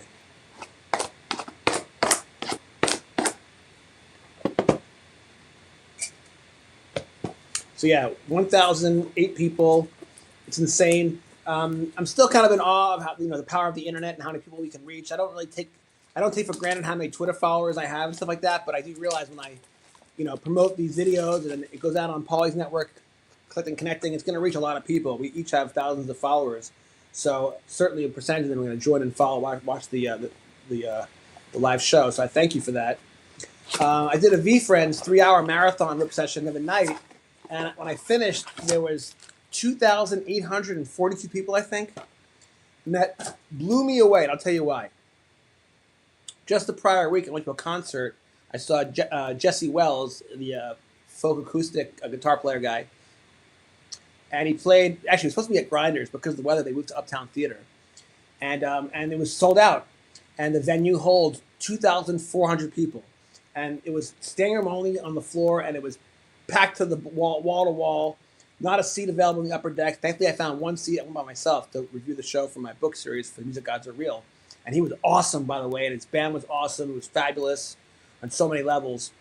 But I looked around, and I'm like, this is what 2,400 people looks like. And to think that, now again, these are, they're paying, I paid $50 for the ticket, so he's making tons of money. I'm doing this for free. I don't make any money from it, unless you guys buy some of my books, and maybe I won't secondary. But I do this because I love the hobby. I just want to share with you guys. But the point is, I was like, dude, we had 2,800 people in our VFriends stream. That is incredible. So even though we're only at 1,000 right now, 1,000 is a lot of people. And that could fill up a theater, a gym, actually several gyms probably. So I'm grateful for all you guys, because you can be watching anything right now on Netflix or on TikTok, and you certainly don't have to watch me rip packs. You can watch anyone else rip packs. And so the fact that you're spending your time with me, I really am grateful. I value your time, and I hope that this is entertaining for you, whether or not we rip, we pull big hits. Although it'd be better if we did, so hopefully we do. And but either way, thank you guys for supporting me and joining me. It would not be fun if I was doing this to nobody. It would be like, what's the point, So Jordan Neal, the baseball card store, he was the one who encouraged me to start doing pack openings live, and I'm glad he encouraged me to do it. It's been so much fun. And the community's been amazing. And so Jordan Neal, shout out to you, my friend. Speaking of which, is Jordan Poole, Rashid Fleming. Now, this Ant-Man, red, white, and blue, he's up there. He's probably one of the top 5 players in the league, maybe 10. I'm not sure this is any value, but that's close. Maybe only the Cooper flag, red, white, and blue is probably worth a lot here. Who knows? But that's just a good-looking card. Draymond Green.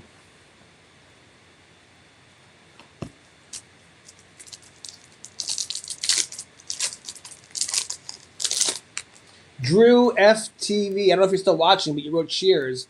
I'm now wondering if you're from like Europe or England or United Kingdom or something like that.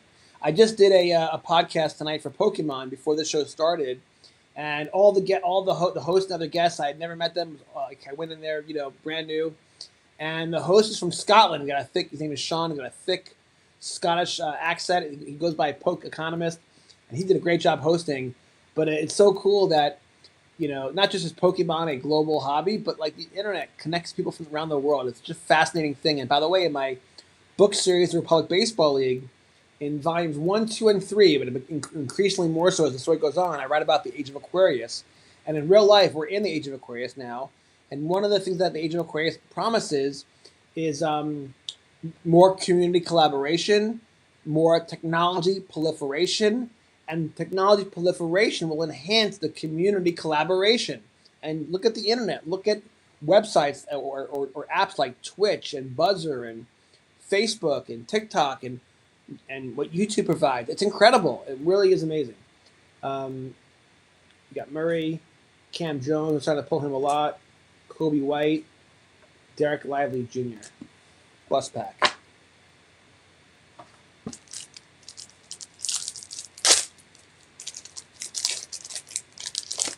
Yeah, but it warms my heart to have people show up to my streams. I appreciate you guys. And what's cool about it is when I first got like thousands of visitors for the Topps Chrome before the Cooper flag, I thought, well, maybe everyone's showing up because they want to see us pull Cooper flag and whatever. They're just voyeuristic. And then I did VFriend, which is kind of a curious product. It's not very popular, and we had almost 3,000 people. I'm like, dude, this is awesome. This is really happening. So I'm really happy to come back to basketball now without the Cooper flag chase and still having an awesome turnout. It's amazing. Grayson Allen, although I did do a 30-minute rip session earlier this afternoon, and it did not hit 1,000 people. I think that's the function of you got to do this stuff late at night if you want to get a good turnout. When people are available and there's less, people can give you their attention. There's no other games on TV. Nightly news is over. People are still awake, nothing to do. Watch someone on the internet rip packs. Makes sense. When I did it at like 6 p.m., it's like rush hour. People are still at work. It wasn't the best timing, but I had the free time and I wanted to. And I was excited to do the 2 shows tonight, and I had all this energy. So I was like, let's do a quick 30-minute session. So that's what happened. And I was curious to see if we would get any turnout. But as you know, it takes time for the community to join in on a stream. And now we're over 1,000 people, but we're also now we're 40 minutes in. I only did it for 30 minutes, so I just didn't give the live enough time. All right, I'm starting to think the Dylan Harper card is not rare. We've pulled it again, the 4th time. CJ McCollum, Ray Wave, and then Shaden Sharp. Not a bus pack, but, nothing special. Dylan Harper, though, great player, very bright future. San Antonio, they're really young. They got a really good core. I think they're going to be in the finals again against OKC this year. Aaron Gordon, they'll lose in the quarterfinals or conference semis, I mean. AI. Here's Devin Booker, Stratospheric Stars. Does that deserve the gallery? I don't think so. Bam Adebayo. Maybe a $2 or $3 insert. 2 packs to go. Oh, you know what? We still have a mega box sealed. Sorry. Darius Garland, Aaron Wiggins. We've pulled this again. Wemby Activator. Can someone please pull that up now? I would pull it. I can't pull it up on my phone because I'm using the phone as a camera, and I don't want to change. I can't pull up a second screen easily. I don't think, and I'm already using 2. But that will go to glass. That's another big hit, I think.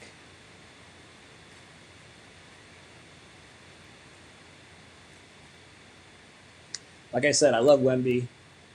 He's awesome.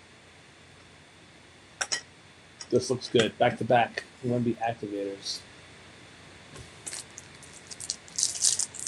Oh, Drew FTV is from LA. That's awesome, dude. Yeah, cheers to you, my brother.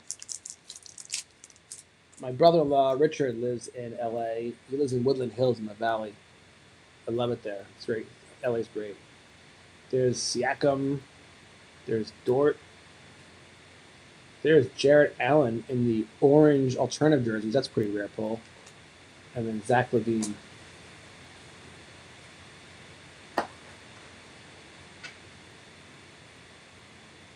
All right, similar blaster. We'll save the mega.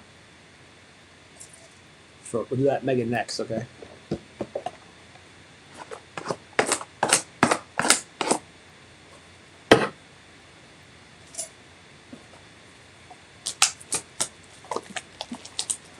Oh, here's a good question. Maybe Drew, if you're still around, you can answer this.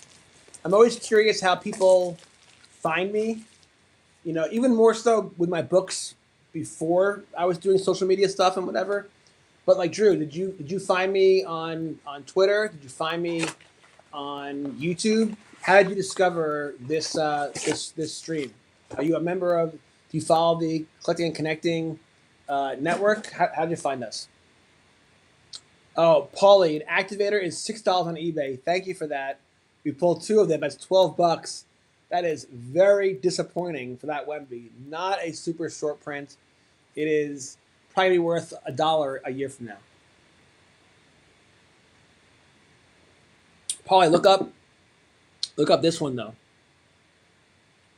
Wemby purple out of 75. That's got to be worth something. If not, then I'm really just getting crushed tonight.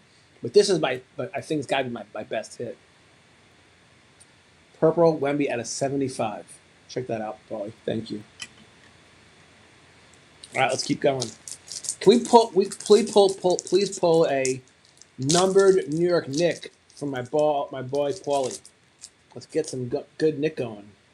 Whoa, we got something though, dude. Where did that other one go? What did I do with it? Hold on.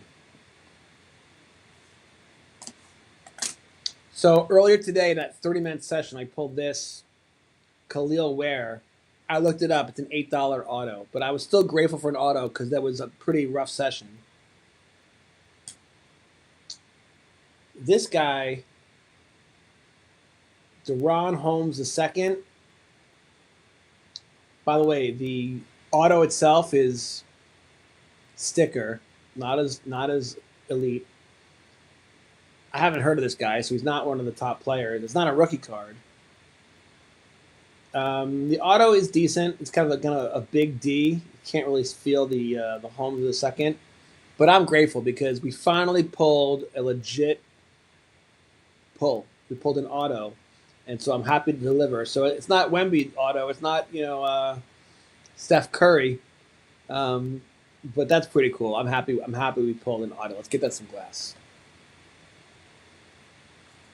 I want my shows to be entertaining, and it can't just be about me being entertaining, like a dancing monkey. It's about sports cards, and it's about ripping wax. So you hope that the pulls are entertaining. That's the point of the show. It's about pulls. So that's pretty good. Again, if this was worth $8, I'm guessing that this one's worth $8 too. It's another non-rookie, non-familiar player, but we know how many packs we have to rip to find a decent pack, and I'm grateful that we finally pulled something pretty cool. So that's awesome.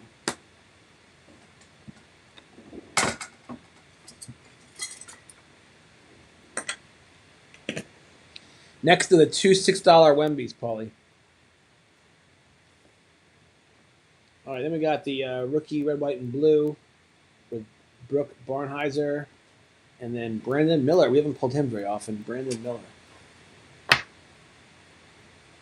All right, I'm feeling pretty better. I'm feeling pretty good now. We're starting to get some momentum. Less excited about those 2 activators now that I know they're only worth $6, but I still love Wemby. And I'm happy about this Deron Holmes II auto. Here's Porzingis. Porzingis is turning into a real journeyman, isn't he? He's like on a new team every 6 months. But I like Porzingis. Here's Thomas Sorber. Here's Khalil Ware with the red, white, and blue. We just mentioned him because I pulled his auto. So now I'm really interested in this guy, and I hope he has a big season. Now I'm emotionally invested. And then Will Riley.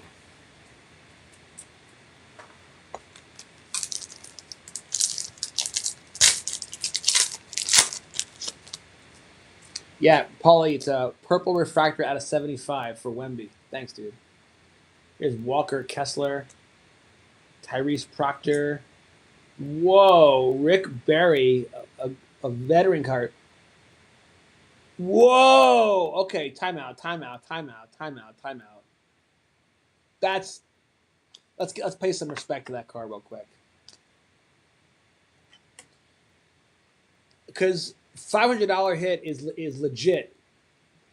We earlier tonight tonight we were mentioning my biggest hits ever. That was one of the questions from the chat, and I mentioned 2 V friends. One went for 500, one for 2,000. a Paul Skeens for 500, a Jesus Mate for 310. If this sells for 500, and I'm guessing if I sell it tomorrow, a week later, it'll auction, and if it goes for that much, this will be one of my best pulls of all time that actually happened in this session. So that's pretty freaking cool. So let alone the two $6 refractors, activators. This is pretty sick. That's awesome, dude. So now it's actually, I complained how we were doing so poorly, but now we pulled an auto. Now I pulled a really good hit, $500 purple parallel to 75, and we're not done yet, guys. So now I'm feeling the momentum starting to build. You feeling the momentum? In sports, I don't write about this enough. Maybe I should add this. In my Basketball Gods book, I don't write about rallies, right? But when momentum shifts and basketball, thanks, dude. Yeah, what a big hit, $500. But you know what? I've paid $50 per blaster, and we've opened 5 or 6 or 7 blasters. So, but you know what? We've mentioned this, you don't rip wax for profit. It's not a profitable activity. It's pure entertainment and it's fun. And if you can recoup anything, that's gravy. So now our coup value is significant. So we're not profiting anytime soon, but we've now recouped. We're probably now recouping 45% or whatever maybe of something we spent. We'll see. We'll see when it's over. We're not done yet. Anyway, here's a Rick Barry clutch gene, and here's a Naz Reid base. The thing about ripping wax, I rip wax. I love the product, but I do appreciate the economics of sports cards. I love economics. I love investing. It's what I do for a living. So I appreciate the value of the cards and all that stuff. I get down with that. I'm going to sell it raw. I'm not going to make the mistake of sending it in for $400 to get it PSA'd, a $500 card for $400 PSA fee or $140. I'll sell it raw. But to be honest, there's a whole level of gaming and gambling in the whole activity of getting cards graded, because you would think this card right here, guys, this should be a PSA 10, right? It came right out of the pack, brand new, right into glass. I mean, the centering looks good. To me, this looks like a 10. And you'll send it in, and you get like an 8. And you're like, what the? That's the most frustrating thing. And so I rather not send it in on my coin and then get my heart broken. Although it is fun to watch the process happen and then get the unveiling on the app and stuff. It is fun. It's very entertaining. But I'd rather just go buy a PSA 10, because if you're buying for investment purposes, and we know that the 10 is the elite asset class people want to own, because we know PSA 9s basically equal like raw card value, then I don't waste my time anymore grading cards. I've learned my lesson. I've lost too many. I've had too many grades come back poorly and spent too much money. I won't do it anymore. I would use a new company like CGC, and if they only charge like $13 or $12 or $15, then maybe I would do it again. But not with PSA with what they're charging. No way. And either way, if I wanted to, they have like a $14 million backlog right now. It'll take 6 months to a year to get your cards back. It's crazy. Sean at my PSA, Sean with PSA in our Pokemon interview. Oh, here's my dog. Be right back. Gotta take him out. Be right back, guys. Here we go. Good boy, buddy. Come on. Good boy.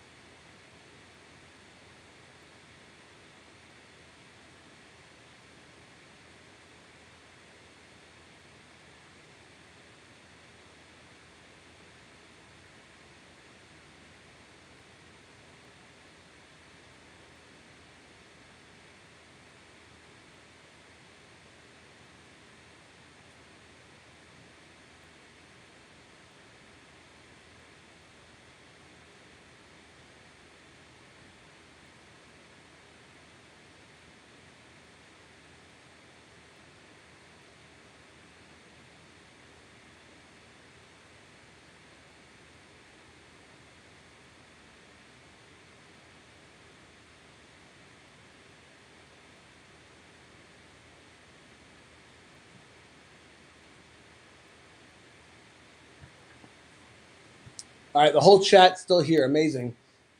As a dog owner, it's so rewarding when you train a dog because, like, how do they even know what you're saying, you know? And when they learn, go outside, potty, treat, all the words, you know, it's very rewarding when they like, our dog's been sick, he's been having accidents, we've been trying to get him better, going to the doctor, all kinds of medicines and stuff like that. And a lot of times he'll come running in here when I'm doing a session. By the time I get out there, it turns out he's already gone potty in the hallway or something. But this time, in the last few times, he's done a great job. He's like coming all excited to get me, and he's held it, and then he went outside and he got a nice little treat reward. And it's a good boy, so very happy. Clint Capella, Jameer Watkins, Zach Eady, who I feature in my first book, gets a whole chapter. And then here is a good rookie card. This guy's rookie patch auto is still available. Con Knuppel, arguably the number 2 rookie this past year.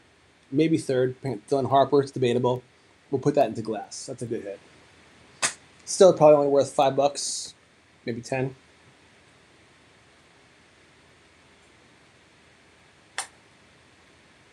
We did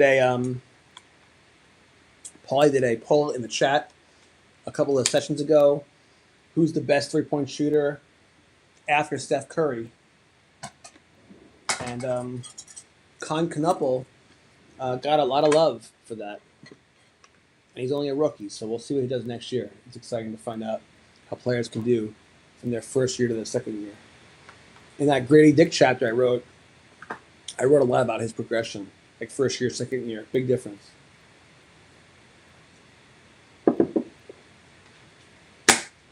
By the way, one of the really fun questions that they asked during the Pokemon roundtable was, are there any cards that you have bought or sold that you regret buying or selling?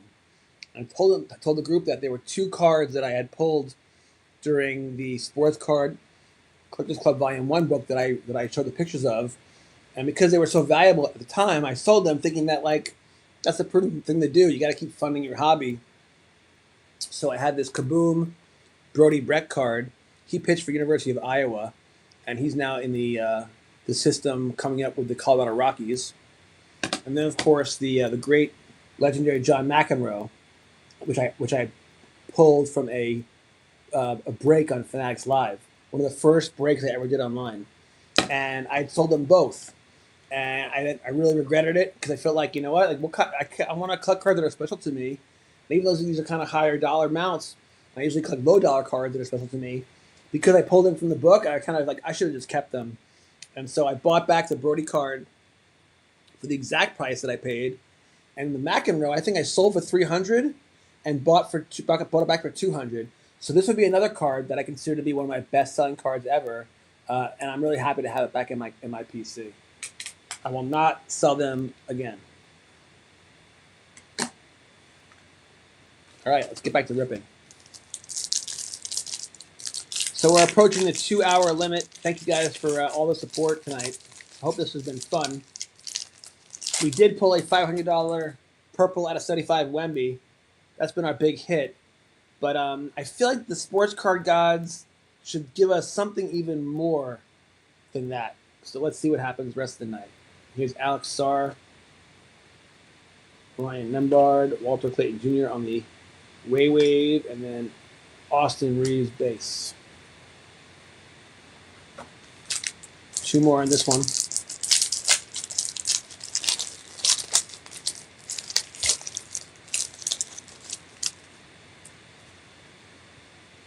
Anthony Simmons, Ben Saraf. Here we go. Caleb Love out of 150. Toronto Raptors rookie. Oh, excuse me. Trailblazers.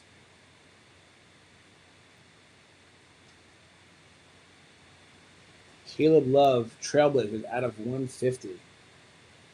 That's good. And then Larry the Legend. Well, it turns out actually all the glass cases that I brought to my desk, I used them all, so I can't complain. But I'm gonna get some more because you gotta keep them handy for the good luck to flow.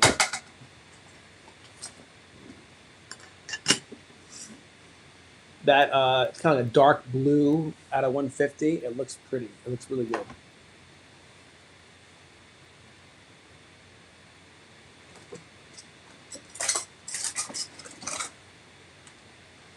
So when I was a kid in the 80s, I took terrible care of the cards. We put them in a binder at best. We didn't have penny sleeves, we didn't have top loaders, and we definitely didn't have the glass magnetics.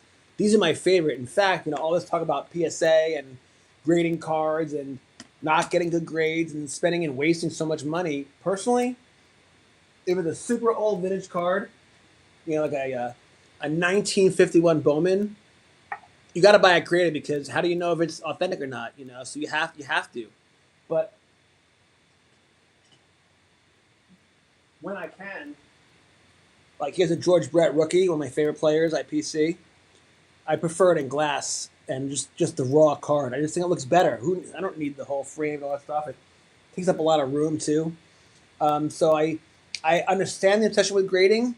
It's a whole gambling addiction in and of itself, trying to hopefully get good grades and all that stuff. And for a lot of people, it's their business. One of the guests in the Pokemon group, his whole career is buying and selling and doing eBay, ripping cards, grading them, selling them for more money.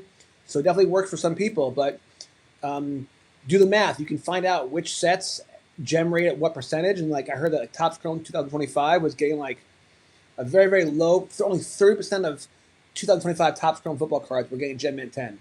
So like once you know that data, like stop doing it. If it ain't broke, don't. If it's broke, don't. If it's broke, stop doing it. Anyway, I prefer the glass magnetics.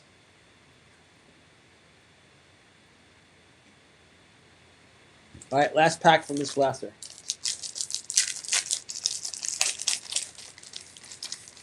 All right, midnight on the East Coast.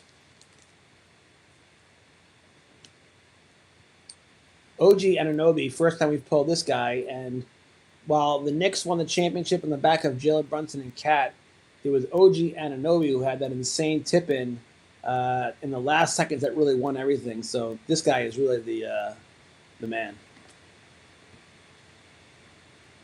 Andrew Nembhard, Walter Clayton Jr., Dwight Powell, Bust Pack. So by the way, I've gone through all my jerseys. Oh no, I have one more. Sorry, I have one more to wear. I'm gonna have to go shopping and find some deals on eBay to get more jerseys, or get some kind of jersey sponsorship deal where some company will like mail me jerseys on the regular. Wouldn't that be sick? That would be the dream, Paulie. Get me a sponsorship with a jersey company, and I can wear a different jersey every episode of every show. So far, I've done that. I've yet to repeat a jersey so far. But that streak will come to an end eventually.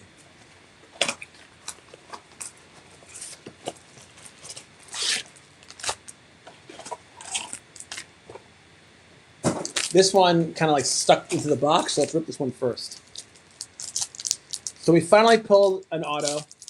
We finally pulled a numbered card. Now we've pulled two numbered cards. One of them was the Wemby out of 75, which is worth approximately $500, we think.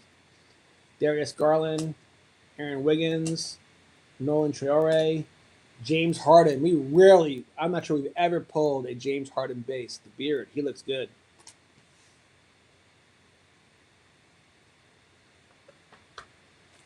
So I ate an early dinner because I had the show tonight. Kind of a superstition. I don't like to have a show on a full stomach or whatever, but I am kind of getting hungry. So I think we'll probably wrap it up at 2.5 hours. No need to continually break records for longest stream. I know we did an hour one, we did a 2-hour one, then we did a 3-hour one. No need to do 4 hours tonight, guys. We can call it a night. I would like to rip through all the Topps Chrome basketball if we can, but we'll see what happens. I can't even tell anymore. There's wrappers everywhere. I'm not even sure how many boxes we even have left. We'll have to wait and see. Josh Hart, Drake Powell, Drew Holiday, Bus Pack. First time we've pulled Jalen Suggs.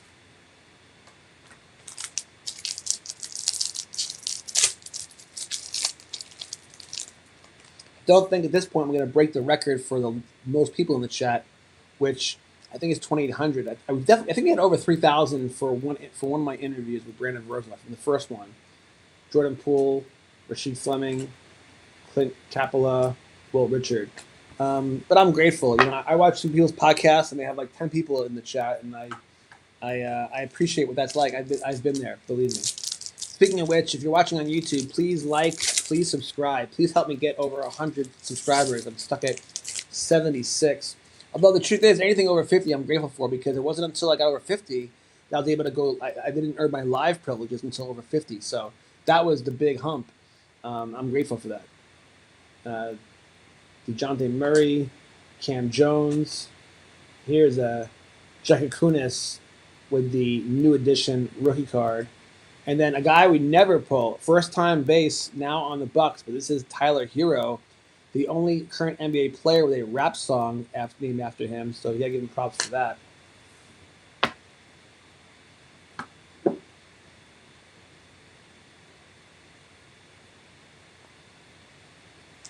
All right, let's keep going.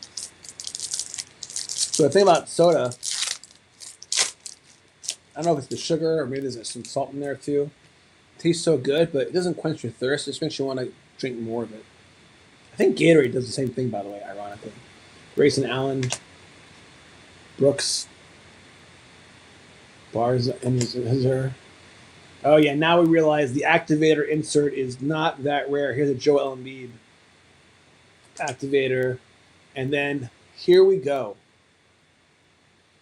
It's just his base rookie, but it's the first one we've pulled in maybe ever. And we've pulled we pulled his red, white, and blue. We pulled a couple of his inserts, but I guess this is this. You know, by the way, chat, do you have a hard time determining which is a base and which is a refractor? Also, I have a hard time figuring out which ones are the refractors. But this is Cooper Flagg, people. He's a potentially a once in generation talent. Hopefully, he stays healthy and continues to shine. His team's not very good. They were like one of the worst teams last year. They didn't get much better. But he was fun to watch play, and this is definitely a good hit. I don't know. I think this rookie amount will go for like 10, 15, 20 bucks. But he's one of the big chase players, no doubt about it.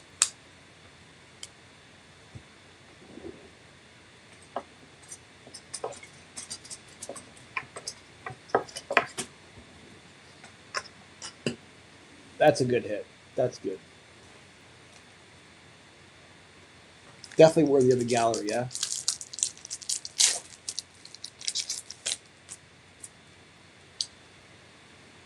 Julius Randle, another Dylan Harper. I'm starting to think this guy is overprinted. This is cool.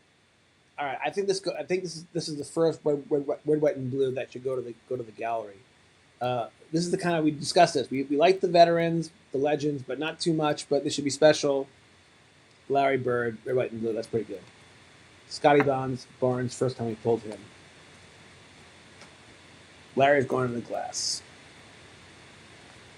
So we're definitely starting to rally, starting to get some good hits. We got an auto, a couple numbered cards. Cooper Flagg rookie, Dylan Harper rookie, VJ Edgecombe, moment in time. Now we got our first cool legend parallel with Larry Bird. All right, last pack from this one. So yeah, my back's starting to hurt. Don't forget, I did a session, the Cardiff Chronicles tonight. I was in part of a Pokemon podcast, and then right into this one, and it's now 2 hours. So I've been sitting a long time. That's too much. I'm gonna have to do some yoga after this for sure. We'll rip one more blaster, and then we'll call it a night. It'll probably wind up being 2.5 hours. Whatever it's over, it's over. But it doesn't matter. 1,000 people have stayed with me for almost the entire time, and I am grateful. Thank you to each and every one of you. Aaron Gordon, Allen Iverson. Oh, baby, look at this one. Wembanyama, red, white, and blue. Wemby has definitely been the theme of this session. We pulled 2 activators, $6 each. We pulled this red, white, and blue. Maybe it's a $12 card. Who knows? Maybe it's 10, 8. And we pulled the out of 75, which is worth, we think, 500. Some more glass. And there's Kevin Garnett for the first time. So, yeah, so it's the law of averages. If you rip enough stuff, it probably all balances out, although it's always going to be tilted towards the house, right? You're never going to really get your money back. But over a very short period of time, you can get very, very lucky and do really, really well. And then, we've done the first 6 or 7 busters. The first 6 or 7 blasters were busts, but then the last batch have been actually quite strong. So we've done a lot better. I feel a lot better about being able to deliver entertainment for you guys. Are those all the? part of watching someone stream is, of course, the host, and if they're entertaining or not, if they bring good stories and good vibes and all that. That's what I'm looking for when I watch YouTubers, and I definitely watch a ton of YouTube. But also, it's the product they're ripping, and if I guess the entertainment of the actual hits themselves, and if they're any good. Oh, I know how we're gonna finish, guys. So we do have enough left over. I could see already.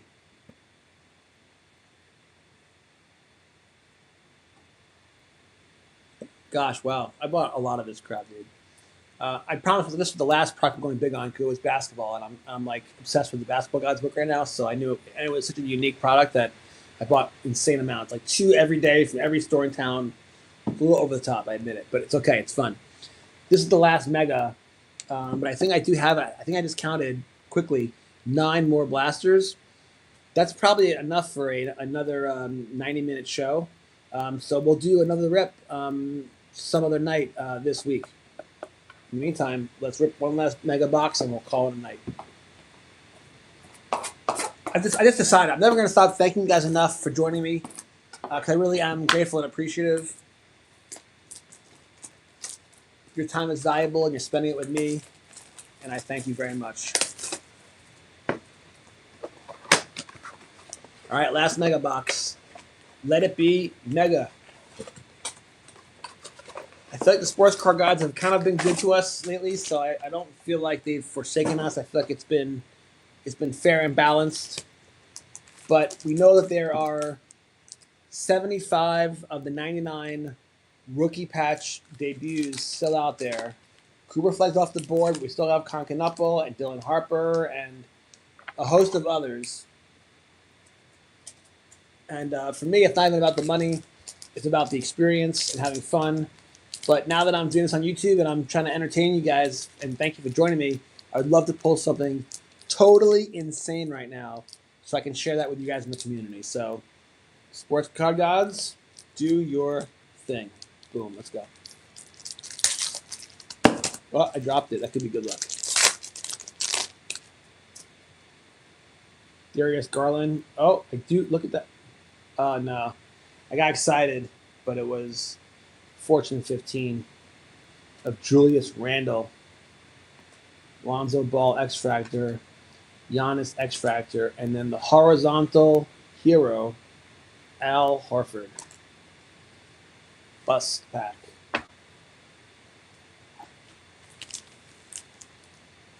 Number 2 of the Megas. 7 cards instead of 4. Siakam. Oh, another Fortune 15. Dort, Kawhi Leonard, Hachimura X Factor, Devin Booker Wave, Michael Peavy rookie card. That's one of those can't say it's a bust, but can't say you're happy about it either. I sure wish the Kansas City Kings were a real team still, and I can pull my home team, but let's at least try to pull some Knicks. Kawhi Leonard, Tobias Harris, Jaylen Brown, Tyrese Maxey X Factor, Ben Saraf rookie card Wave, Steven Castle base. BUST. 4 to go. My favorite number. Dyson Daniels, that's the first time we've pulled him. Colin Murray Boyles, Andrew Nembhard, Peyton Pritchard, first time we've pulled him. X Factor, Cayman Maliwak, Michael Porter Jr., Bus Pack.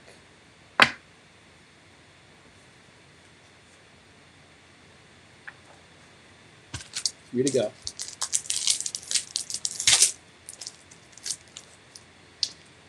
So I'll make it official. Tonight's episode was called the Rip Sessions. This was the second episode, but as you know, the format's basically been like my Card Life Chronicles format, which is what this is, just like this: me ripping packs, second camera, joining the chat, doing it live. It's been too challenging to try to get a cast of characters together to be guests on the show, and I don't want to spend my time having to be a booker and get guests to make sure that people show up every week. I was hoping that people would just organically show up, like what happened last week, but only one person with Levi. I am willing to do that to book guests constantly for my regular show. But the truth is, I love just being spontaneous and doing this. But I also think that it's unfair for people who want to watch my show, Carly Chronicles, but can't because it's so spontaneous. And so what we'll do is, starting next week, we'll do my regular Tuesday night show. And the following Tuesday, 2 weeks from today, we won't do rip sessions anymore. We're gonna shut that show down, and we'll do the Car Life Chronicles, which is basically what it was tonight. Just wasn't branded that way, and with that way, it'll be the once every 2 weeks. It'll be scheduled, so you can catch the other episodes on replay on YouTube when they get posted. But if you can't catch them live, but either way, every 2 weeks there'll always be a scheduled episode, which you can plan on watching ahead of time and mark your calendar or set the reminder and watch it. So in 2 weeks, this will become the Car Life Chronicles show, and so I'll just basically have 2 shows on the network, which is all good. I thought that a Rip Sessions idea was really cool. When I wrote the book, I could have named it the Sports Card Investment Club. I didn't. It was the Collectors Club because I wanted it to be about collecting, about community. But I think I'm a little ahead of my time thinking that we can get a virtual roundtable going every week. So it's just not, it's just whatever. It is what it is. So I'm just going to do it my way on solo, and that's certainly awesome too. So yeah, that's the announcement there. Here we go. Walter Clayton Jr., Anthony Simmons, Jeremiah Fears, Clutch Gene rookie card. That's cool.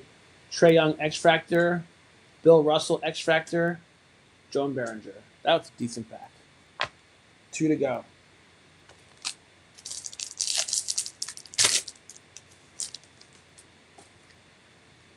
Ben Seraph, Alex Sarr, Bill Russell Waywave, Duncan Robinson. We pulled him yet? X Factor.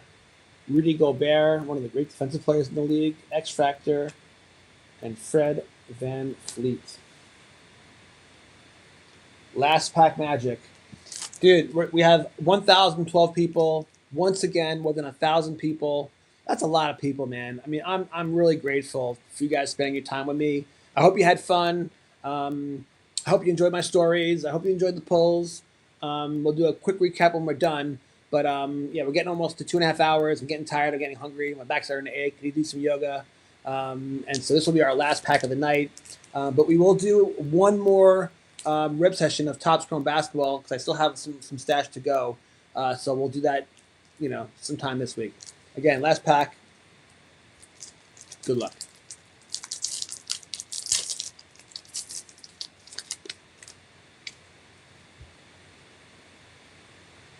Mike Conley, Anthony Davis, DeAndre Ayton. Here's a cool one. Carl Anthony Towns, X Factor, Rob Dillingham, Noah Pendy. I mean, to end on a Cat X Factor, probably $5, maybe 10, but it's poetic. I love the Knicks. The Knicks won their first championship in 53 years. I hope they can repeat, but even if they don't, it's going to be a great season. There's a lot more parity this year. The free agent signings like LeBron to Philly, the trade like Ja to Portland, Giannis to Miami, all these different moves, I think, are going to make the league next year really, really entertaining. The schedule just came out. We now know who's playing on opening day. We now know who's playing on Christmas Day. So we're only like 70 days away from opening day tip-off. So the truth is, focus will shift to football real soon because the preseason games are going to begin in earnest this week. But for the next week, until then, it's going to be basketball, and then we'll focus on probably football cards until the basketball season starts again, and then we'll probably have Series 1 to rip, and that's going to be epic. So yeah, so we'll do one more big mega rip of Topps update because I saw some inventory, and we'll definitely be doing more basketball because we've got to get into all my rips I have set up for the Car Life Chronicles Volume 3 material, and it's very, very it's very diverse, but it is also very basketball heavy. And it's obviously because the timing is right. It's what I'm working on, the Basketball Gods of Real book as well. So that's just what I'm interested in ripping right now because I'm just feeling the good vibes. So anyway, we finished strong with a Cat X Factor. Go Knicks, go! Go NBA, go! And I just want to say to each and every one of you, 1,100 people, 1,011 people, thank you so much. I hope this was fun. The winning pull was the Wemby Purple out of 75, which we think is going to go for around $500. That'll help recoup a portion of the money that I spent, but I don't think it's going to be a huge amount. Jay Destiny, dude, you're a trooper, man. If you've been watching all night, I thank you so much, dude. You know I love you, bro. Great day of streaming it was. First we did the card live session, 30-minute show earlier today. Then we did a Pokemon show. I think we even dare I say, we may even create a new Pokemon collector in Jay Destiny. He might have to go buy his first PSA 10 Charizard or something like that, or Pichu. He's my favorite. But whatever you're feeling, Jay Destiny, or even just go get some packs and rip and have that experience, because that's where the real magic happens, is ripping the packs, I think. And then doing the show tonight, a lot of fun. LOL, yeah, dude. It's so much more fun when the chat is active. It's true, and that's one of the things about going live.